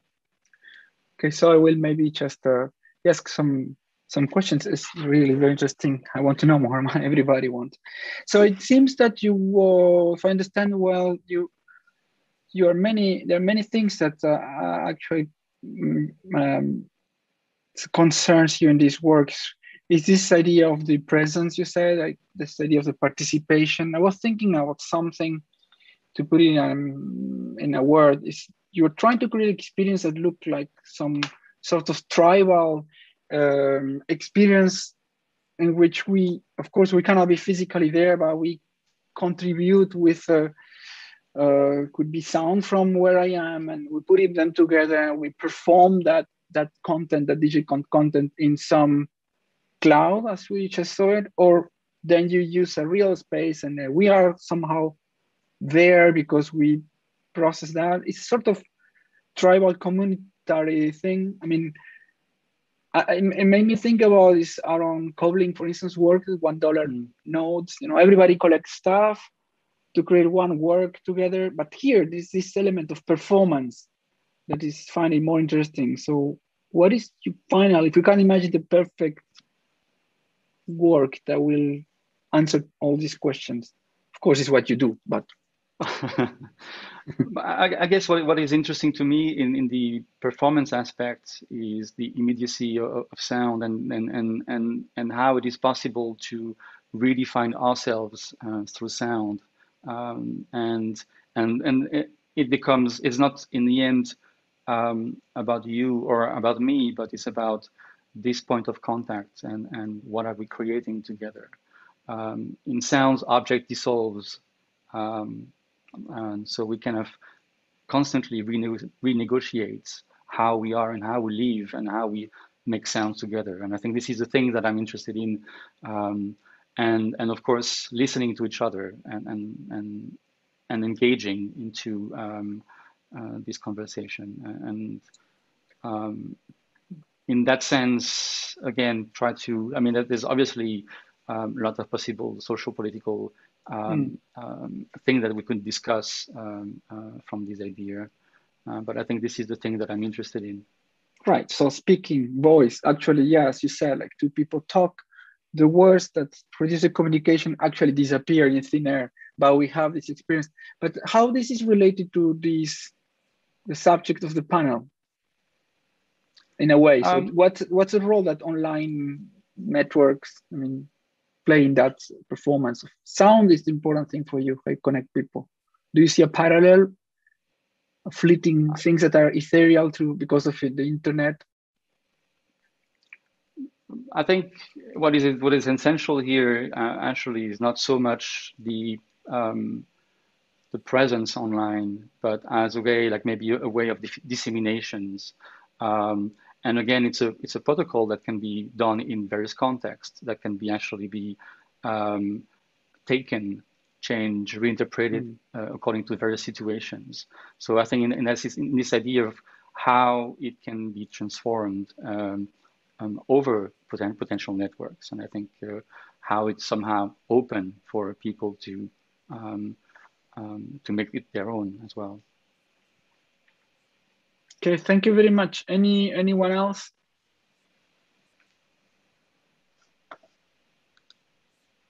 Okay, so let's move then to, now we have Ellen.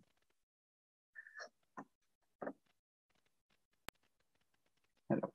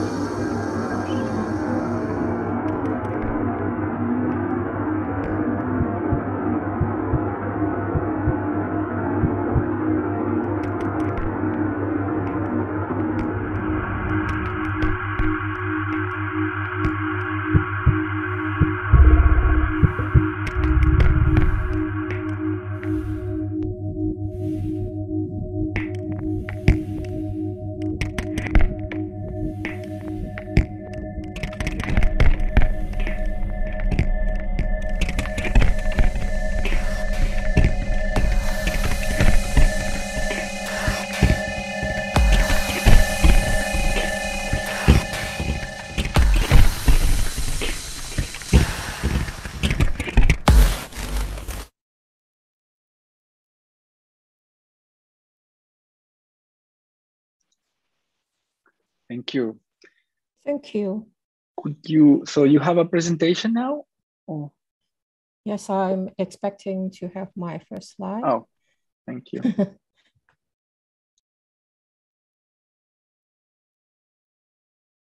Slide number 4, please.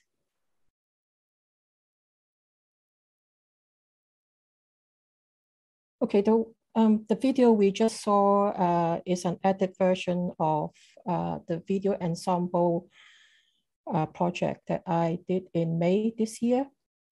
I would like to share the making of the video ensemble project to talk about the art presentation in the digital realm. Video ensemble was curated by Mei Feng and was first shown in One Day Space in 1999. This is the picture of the space in 1999, and I was in the monitors that was pointed out in the picture. The first video ensemble invites 6 video artists, each to show their newly created music or sound and 4 images on 4 TV sets. The 6 participants direct the 24 TV ensemble together on the opening day. The audience can also adjust the volume of the TV sound and create their own audio visual work using the TV remote control. You can see in 1999, everything is still very primitive. The next slide, please. So the second video ensemble 2021, A Room with a View from Isolation, is a sequel to the original analog video exhibition at 1A Space. The 2021 version is an O2O offline to online hybrid interactive installation or exhibition created by local media artist Mei Ken Fong and visual artist Wong Warbick. The 6 artists from the version 1, the original, are invited to the project again, together with 4 new contributors. The next slide.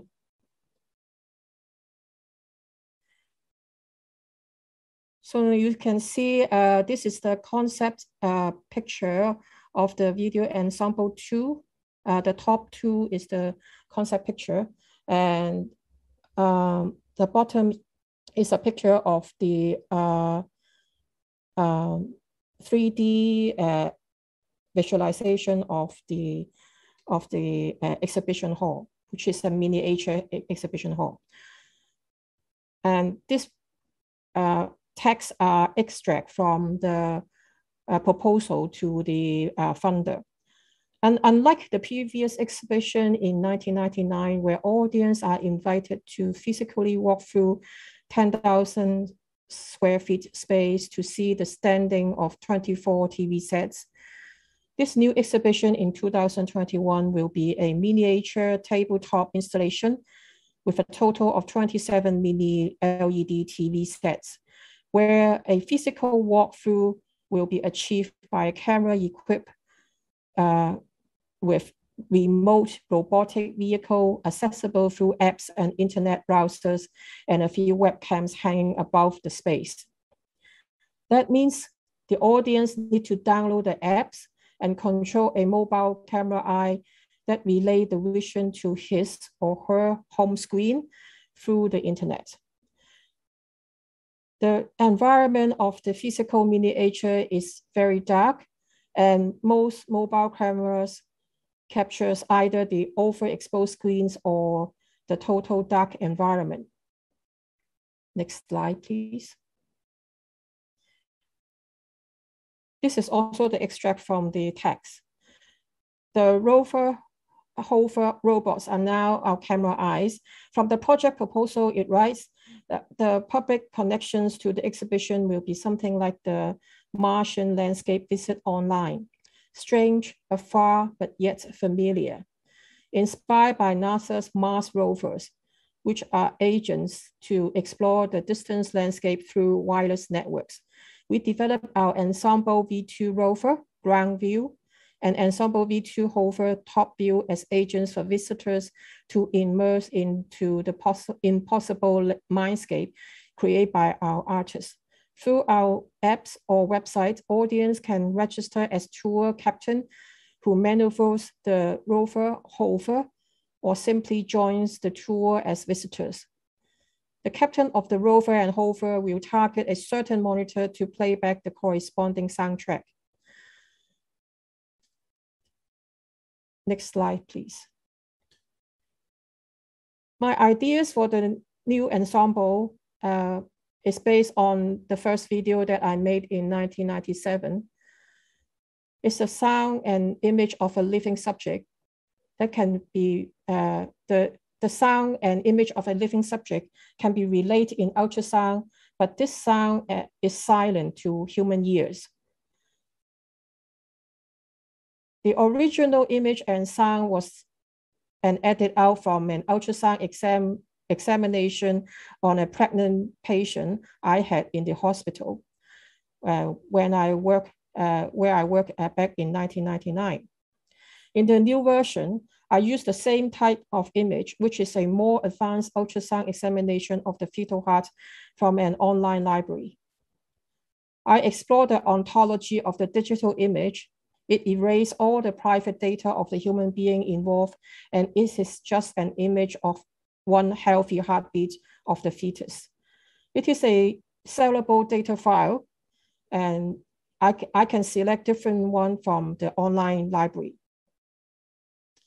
I suspect as a human being, the camera eye in this exhibition will recognize the data flowing, but lack the ability to know the intention of the watermark on the image. Adjacent to this heartbeat is an LED illuminated gate to a car park.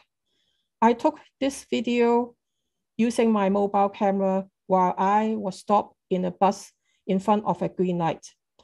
The video and the light was flashy because the tiny movement of the bus engine was exaggerated by the slow motion video. The noise could not be differentiated from the one made by unstable network connection or human factor. The third video is made from a still image from the movie 2001, A Space Oddity, a 1968 classic from Stanley Kubrick.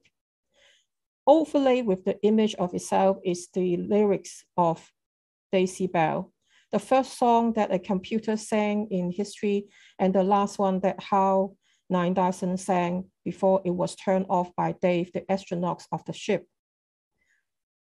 Next slide, please.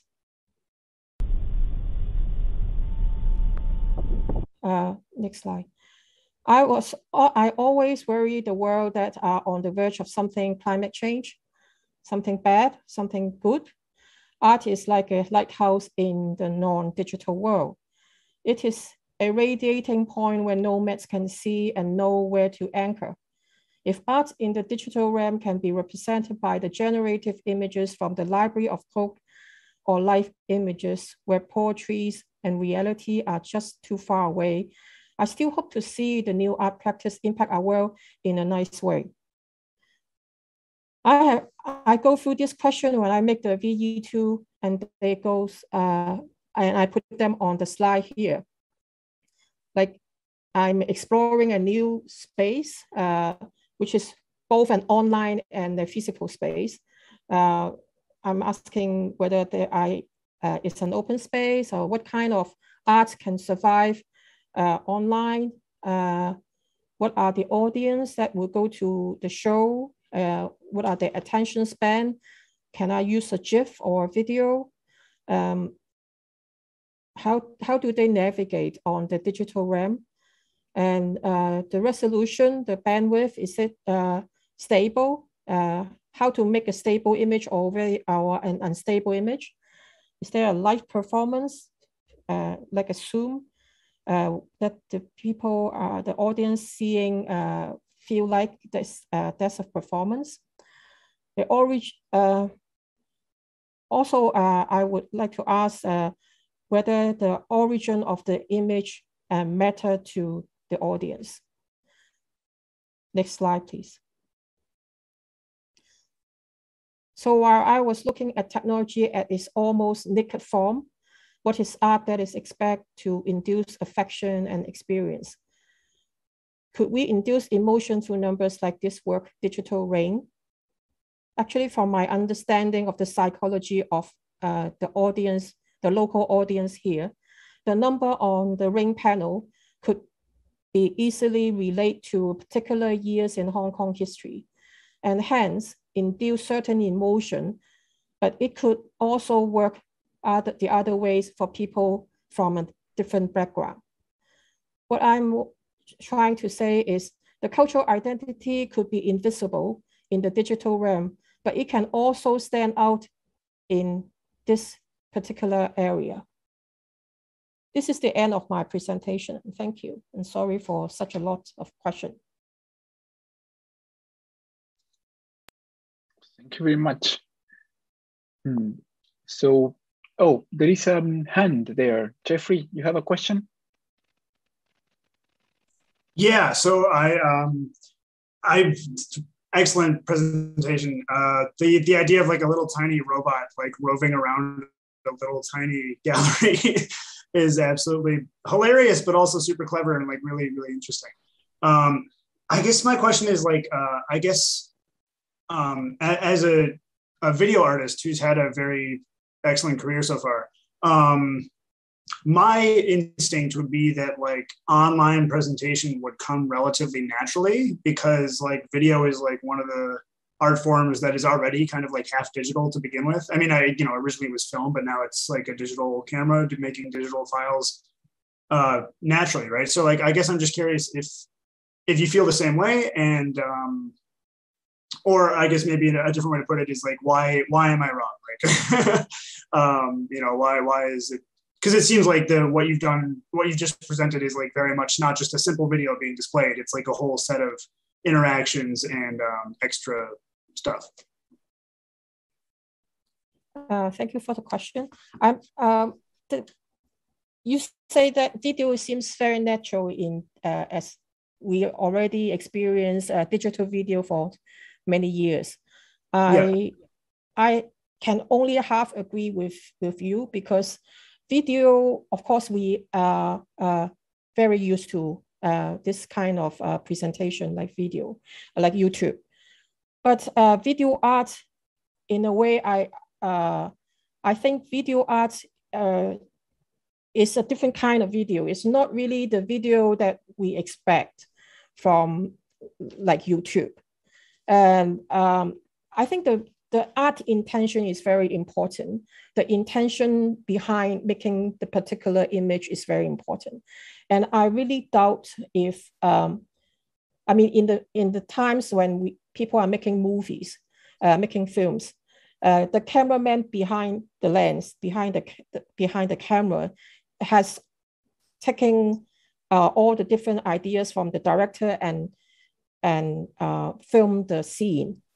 But I think in the times of YouTube video, for example, people are performing in front of the camera, and the intention is to perform in front of the camera. And there is not a real ideas that is behind the camera. I don't know what I don't know whether I make you understand what I try to say. So I think the art intention is very important. And just like the video that I make, for example, the watermark or the flashy, noisy video, perhaps cannot be identified by the audience. If the audience are used to watching YouTube or TikTok or this kind of video, but if they are watching film, for example, or they are watching more video art, for example, then perhaps they will understand it. And that means the art audience in the digital realm is not the majority of the audience that we encounter. And it's very natural for a common audience to misunderstand the work that I am doing, I think. Yeah, that makes sense. Okay. Thank you very much. Yeah, fantastic. So yeah, let's continue then. And then maybe the public will have some chance to say something, because it's so interesting how we are taking all the time. So the next person will be, we have some technical problems, so I don't know at the end if has been... No, it's the right order. Oh, right order. John. Okay. Yeah. So John, yeah, please, yeah.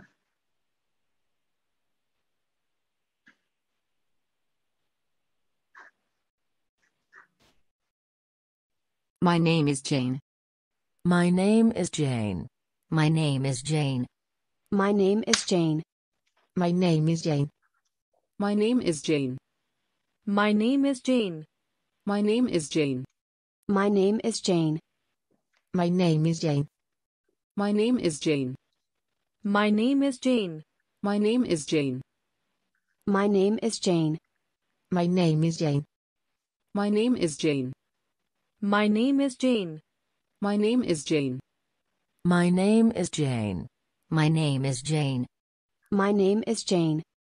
My name is Jane. My name is Jane. My name is Jane. My name is Jane. My name is Jane. My name is Jane. My name is Jane. My name is Jane. My name is Jane. My name is Jane.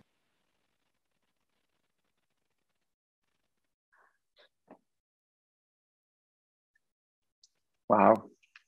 Okay, thank you very much. So what was your name? Sorry, I forgot. Jane, right?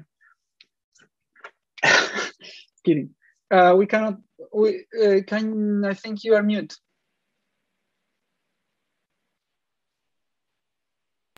I was just clapping.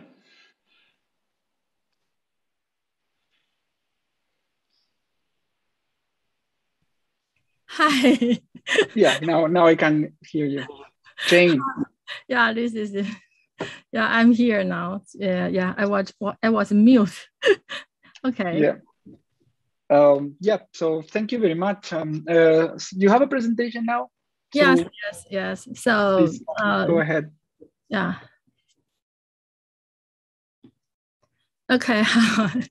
First, I want to express my gratitude for inviting me to join the event. And please next page. This is my brief introduction. I got my master's degree in NYU and PhD in Jiao Tong University in Taiwan, Hsinchu. Now I'm an artist and curator. I also teach in Shixin University in Taipei. And because I'm as the curator, my upcoming exhibition, please next page, please. Yeah, the upcoming exhibition, she said her story in IANA in Washington, D.C. If anyone in D.C., you can go to the gallery on November. And also the Taiwan International Life Festival in National Taiwan Museum of Fine Art. Okay, next page, please. I began creating digital artwork in 1998 and starting a project in 2002. In 2003, please next page, yeah. In 2003, my solo exhibition, Let's Make Art in the Taipei Museum of Fine Arts. It was the first art exhibition in Taiwan to employ instantaneous web installation. It was a call for artwork project to public. When users upload the images, the image become code and then printed and framed to show in museum. Next page. In 2005, Immersion Me discussed the body measurement and the disappearance in digital era. Audience are measured by 6 webcams. The 6 parts of body were recombined in 6 monitor and 1 projector. The body became particle to merge with others. Okay, next page, please. 2011, Dinner of Lucianaga is the Art of Technology Crossfield Performing Project. It is a story of the loneliness of people in the digital life. And we create an interactive, next page, please. We create an interactive performance with iPhone app, motion sensing interaction, and the 3D projection mapping. Next. In 2013, the idea of Chimera series is we all are digital hybrid of man and machine. Next. The Chimera's world is a performative installation with the concept of positive and the negative, yin and yang. Next, the audience saw chimeras all over the space by AR. Chimeras also appear in the TV, dinner, plate, book, mirror, and the stove.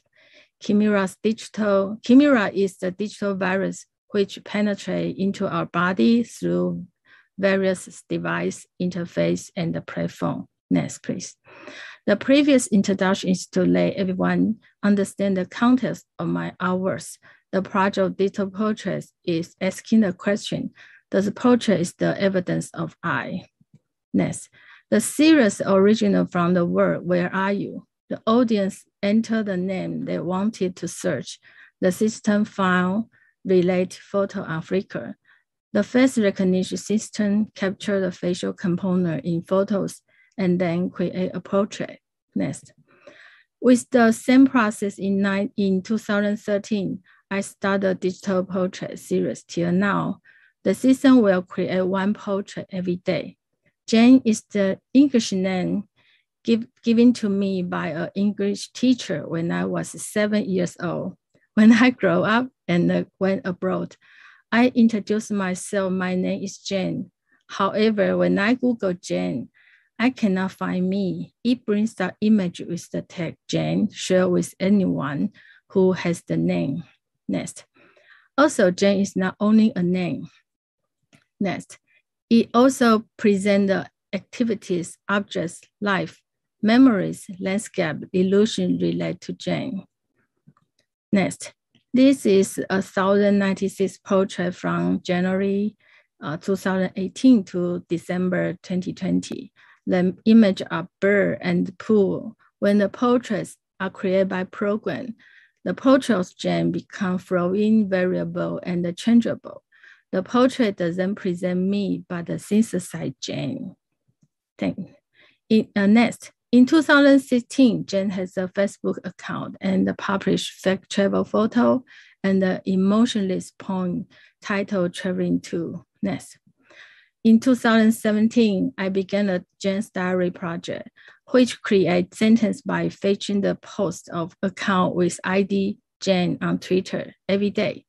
The program collects, edits, and recreates the text into a diary without AI and translate to Chinese by Google without correction. Next. So on the top of the cabinet is printed to flyers. Diary become a leaflet you can throw away. Next. This is the detail of Jane's diary. You can read a sentence is without any AI correction. Next. This is the printing book of Jane's Diary 2020. He has 732 pages, and the people love to read it during the exhibitions.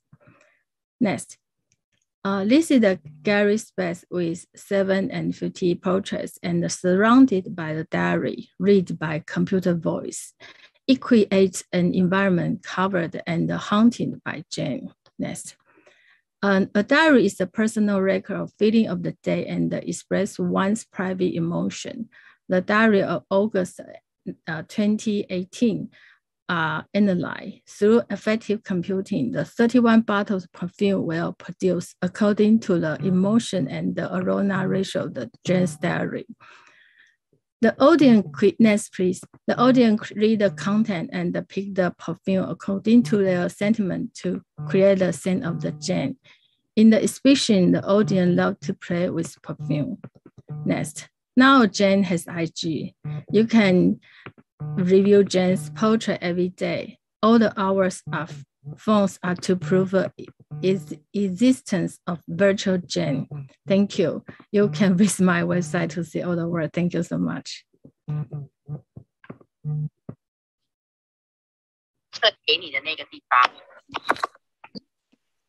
Oh, well. Yeah. Amazing. So is Jane here?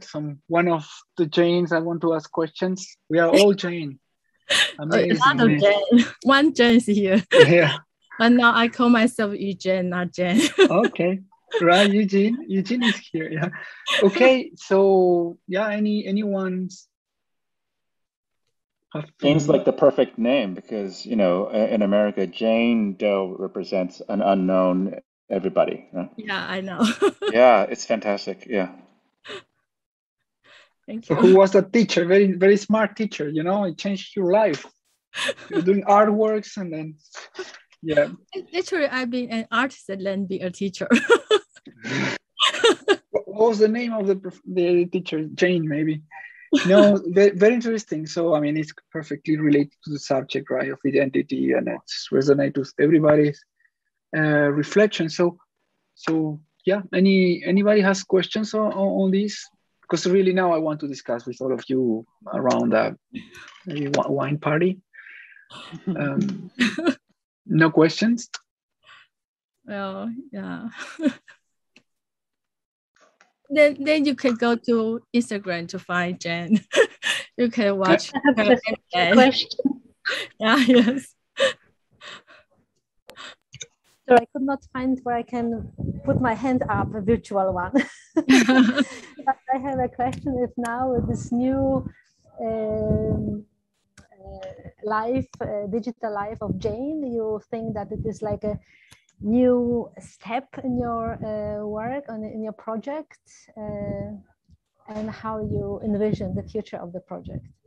Oh, in the future, actually, because I just had the solo exhibition last year, and I'm still under some resting for the next project. I'm still thinking, but I think I will try to make Jane with me, my personal project with Jane together to find a new way to merge me with virtual Jane together. But I still thinking the possibility and how to do it. And I don't know, because sometimes people think the portraits looks like a very ugly and horrible. So some people will tell me, why don't I use AI to create very realistic Jane? I don't know. I'm still thinking about the next step, how to create the Jane in the future.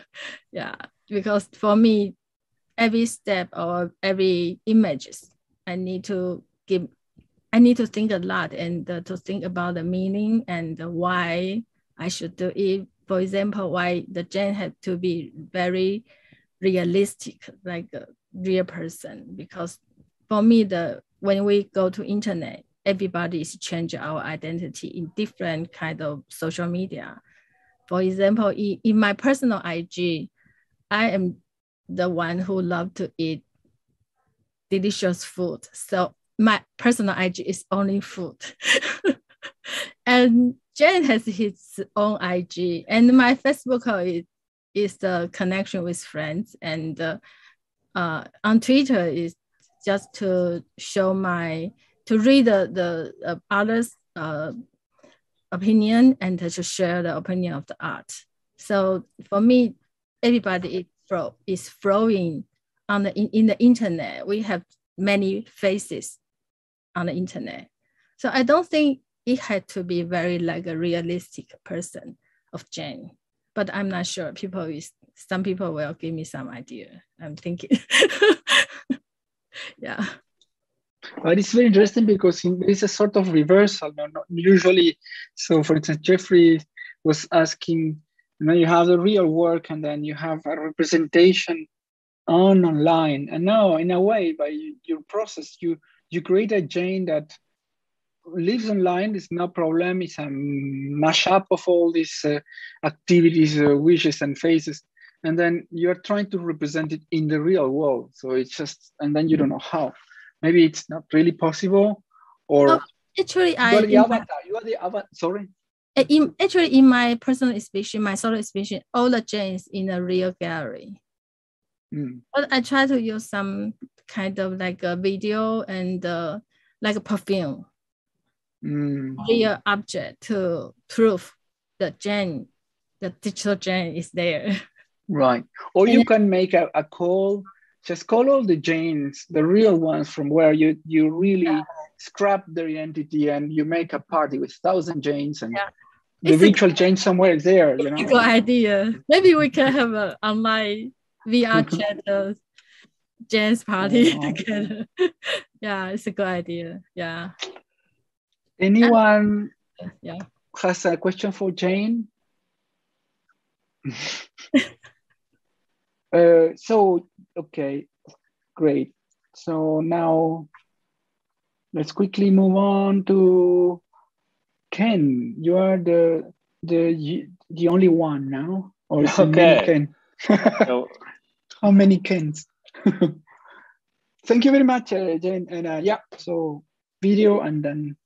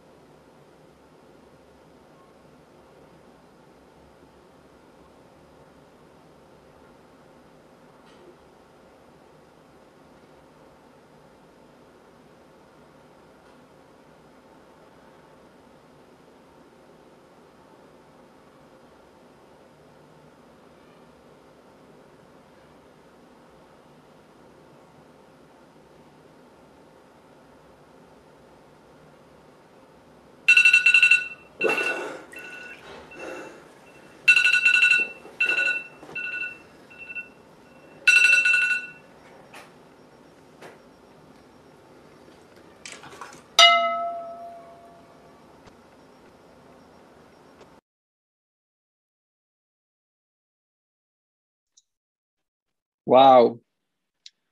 Lucky that someone called you. Otherwise, you would have stayed there, right? So I think it's okay. Please, this is very strong. This work. So please, yeah, can you?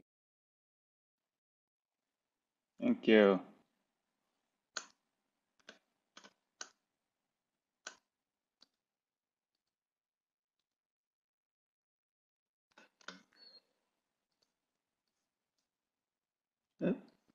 Nice.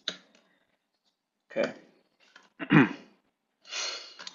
A year spent online during COVID times, the preponderance of living in virtual space has dissolved the boundaries of the physical, distorting our sense of time, even ourselves. The present handicap, manifested in data exchange latency and audio pixelation, are conditions of a larger ontological disease, lacking the normative physical responses upon which we had depended on for our phenomenological trace of having lived. What now can stand for our test for our living? Is everything, even our lives, mere representation? Given the redaction of classical platforms of physical exchange, the rapid migration to online platforms is understandable. People still want to feel like they are being productive, even if, in enacting such a shift, they are servicing the acceleration of our culture towards the endgame of neoliberalism. All technology are pharmacons, after all. Is it the case that the pressures of fieldism, the symptoms of what Byung-Chul Han calls the burnout society, and its outputs are endemic of the same disease that have stricken TikTokers and Instagram influencers? The archive of having lived is reduced to data points. The post-Benjaminian, post-Baudrillardian consequence is the etiolation of our physical lives. MP3s normalized lower audio fidelity, a spectral filtering. Many pieces of music were deemed economically unviable for the transition to digitization and are now lost. Digitization also filters out historical grains, local specificity, gender performativity, and other culture-based contours. The Kardashian selfie reduces human experience to a synchronic meme. So, the vertical spectral domain as well as the linear are compressed in our current culture. Kitchen Breath, the 1-minute video presented online as part of this conference, points to other works of mine in which I am trying to reclaim physical presence. In these works, the physical tension and the risk of death are more palpable than in the minute afforded this little video. For physiovalence to operate, a work needs to be given an appropriate temporality of engagement with the audience long enough that the physical state and by extension the mental state of the audience might empathically align with the artwork's intent. A minute is not quite long enough to feel the full physical impact of me holding my breath. Here's an excerpt from my piece Tarred, wherein I hold my breath in a bowl of water for 2 minutes as an analog to how I have felt my breath has been suspended since November 2016, as well as how I feel my voice as a person of color has been muted in the United States.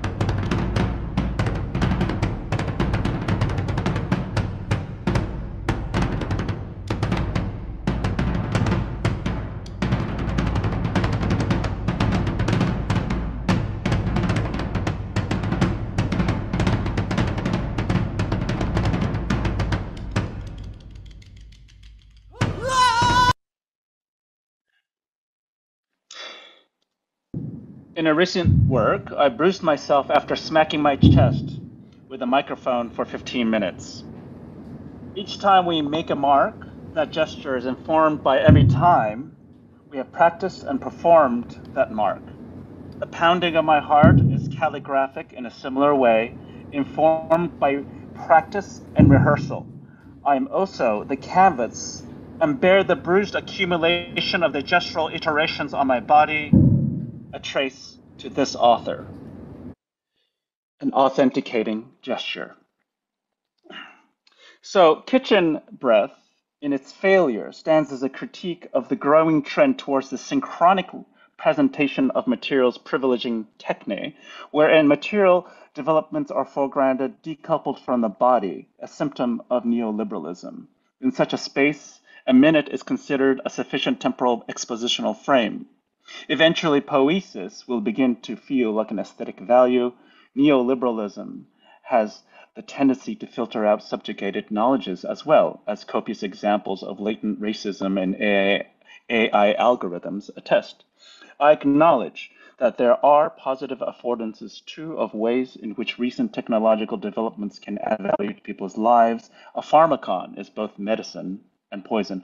But in an era in which digitization increasingly renders us all anonymous, I want to stand and reclaim the trace to the author, trace identities back to their specific bodies, celebrate my bruise as my proof of having lived.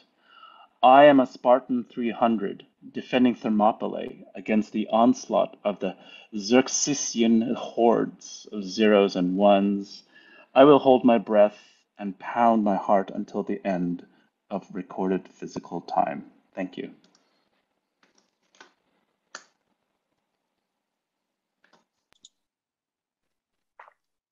Thank you.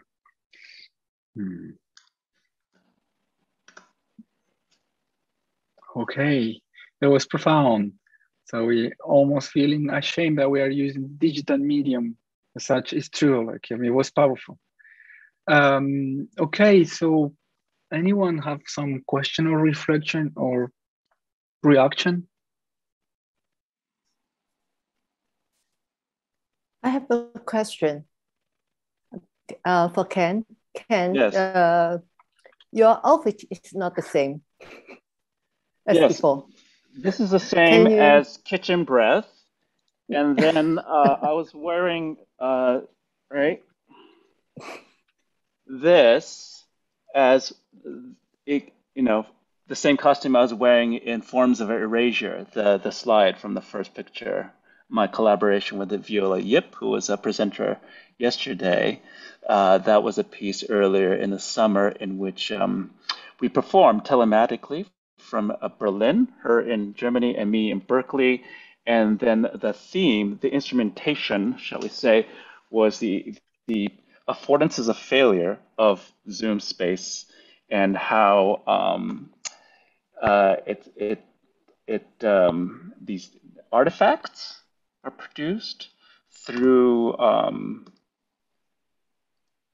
visual pixelation and, you know, and also in terms of the audio, there's weird filtering, gating effects, and also feedback and other kind of potentials that if we fetishize a normal concert stage, we might make us be more nostalgic for the classical concert stage. But we wanted to see if there are ways in which there are maybe subjugated knowledges in tweaking what's here and foregrounding those potentials.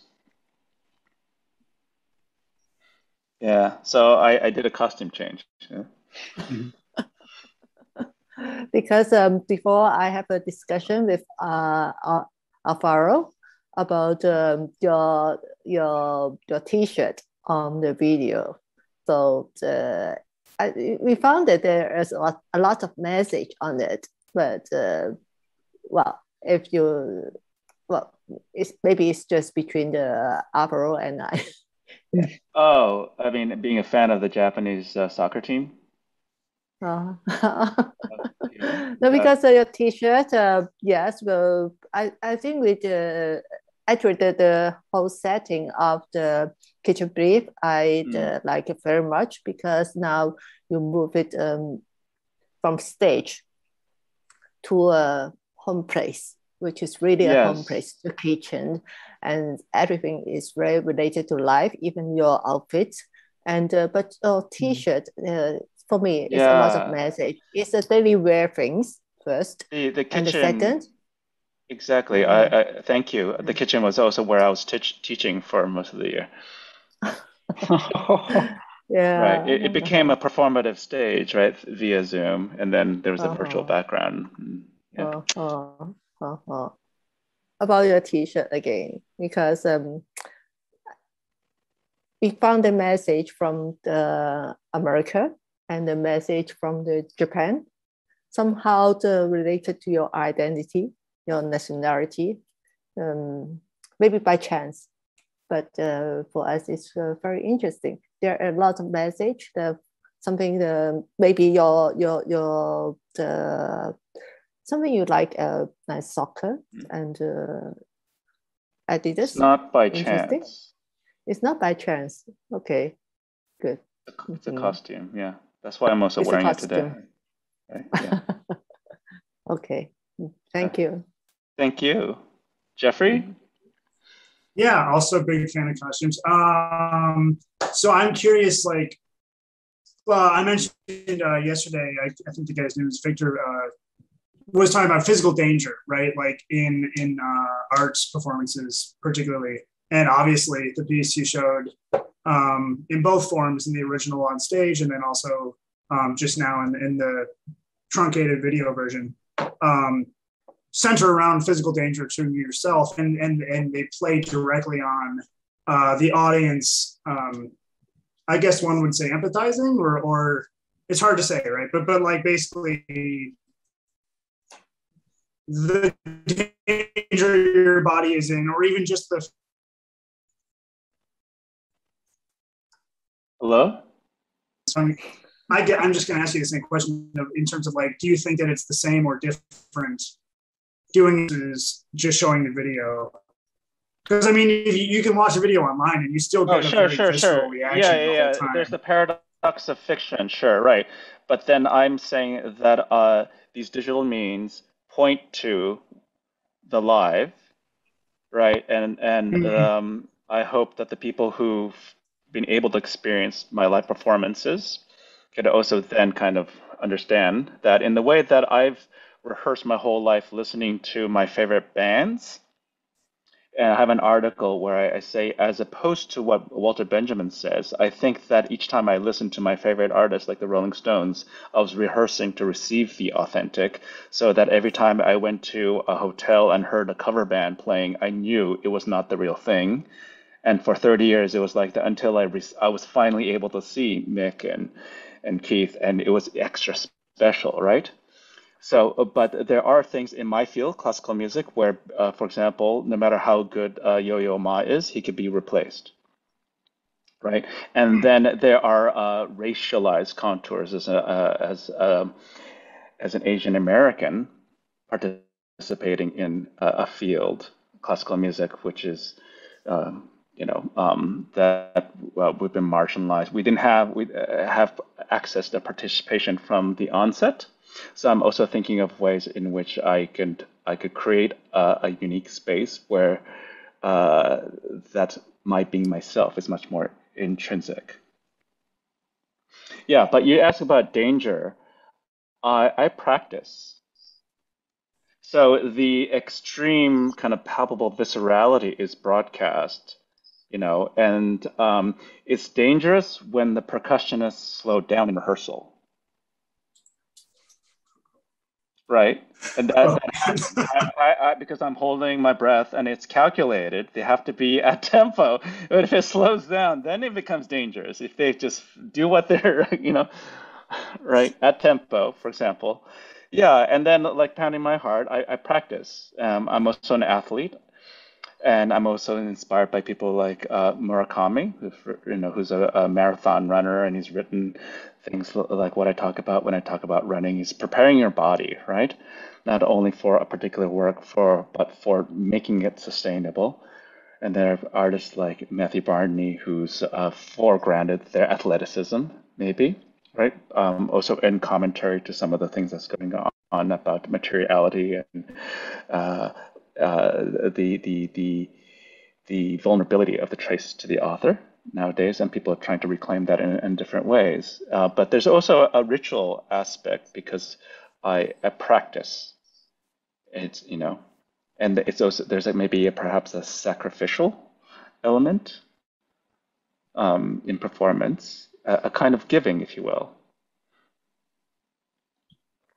Yeah, that makes a lot of sense. I guess, and part of the viscerality of watching it is being able to see quite legibly that you practice this, and we're seeing the 100th time you've done it versus the first time or something. I don't know. Well, yeah. I mean, I guess, do you think that it? So okay, so your answer is that it's definitely in person is the real thing. The video is just yeah, that makes sense. Good. Thank you. Thank you.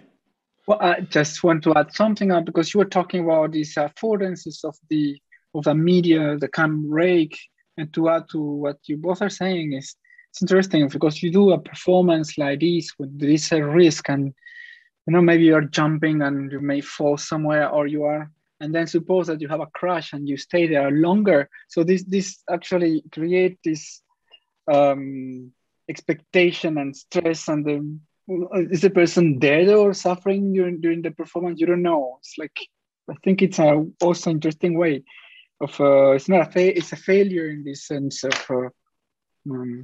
I don't know, using this possibility of failure to make it, to look at the performance from outside. Actually, I was kind of stressed, you know, what is happening, and yeah, and you never know. It's like the news and lose the yeah. Well, that's anyway. Part of the way we are wired as empathic beings. If you're a nice guy, so you see the precarity of what I'm, and you're feeling it physically. That's what I'm proposing with that physiovalence is a way to kind of empathically broadcast and communicate the presence of our bodies. Okay. Yeah, it's also a test of empathy. Yeah. I felt bad, so I'm a nice person. Okay, felt stressed. So yeah, thank you very much to everybody. I think we are now open to questions from the public, and I think I don't know if it's Charlie or who has been compiling these questions and selecting 3 winners. Hello, Anne? Other question from the public? Okay, no question. If there's no question, I have my final question. So that is for all the panelists, including Alvaro, our moderator. That is, please prepare yourself. Can art be in line with online? That is my question. You can give me one answer. You can give me one sentence. One phrase, can or art one what? word. Can art be in line with online? In line? Align? In line, yeah. In line with online, yes. So maybe we start from you, Alvaro. From me? Yes. Answer. One sentence, quickly. One phrase, one word. But the question is online a medium or a space where I will use for presenting something different? So what's online?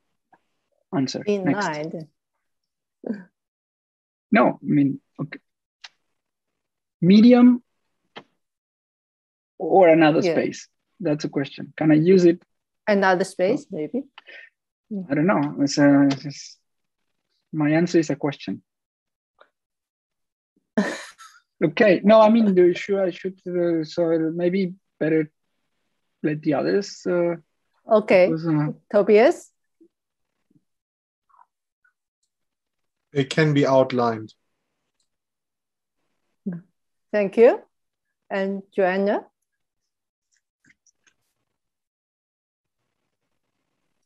Joanna, we cannot hear you. I think I didn't understand. Sure.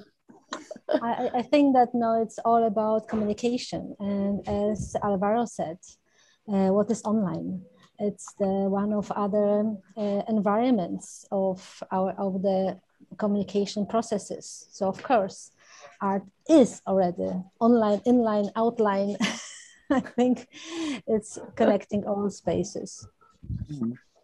Thank you. And Cédric? As long as it stays offline. Sorry, I beg your pardon. I said, as long as it stays offline. Thank you.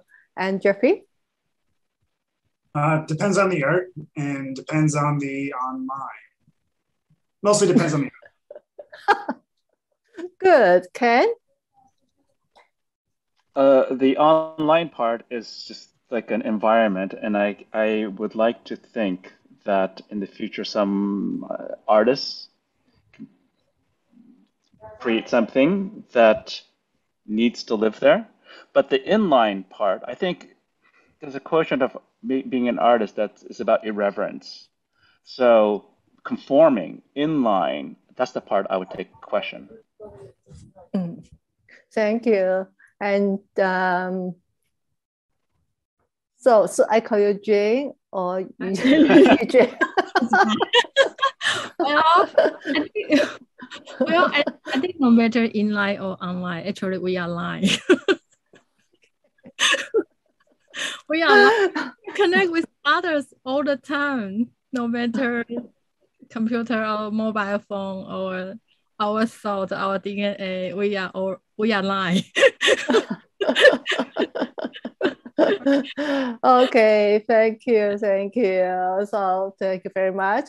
So last but not the least, may we have the group photos for those audience who are so kind to stay with us. So please join us and turn your video on if possible. So imagine now they put the images and all the public was all Janes. It was super stressful. Thank you. Okay.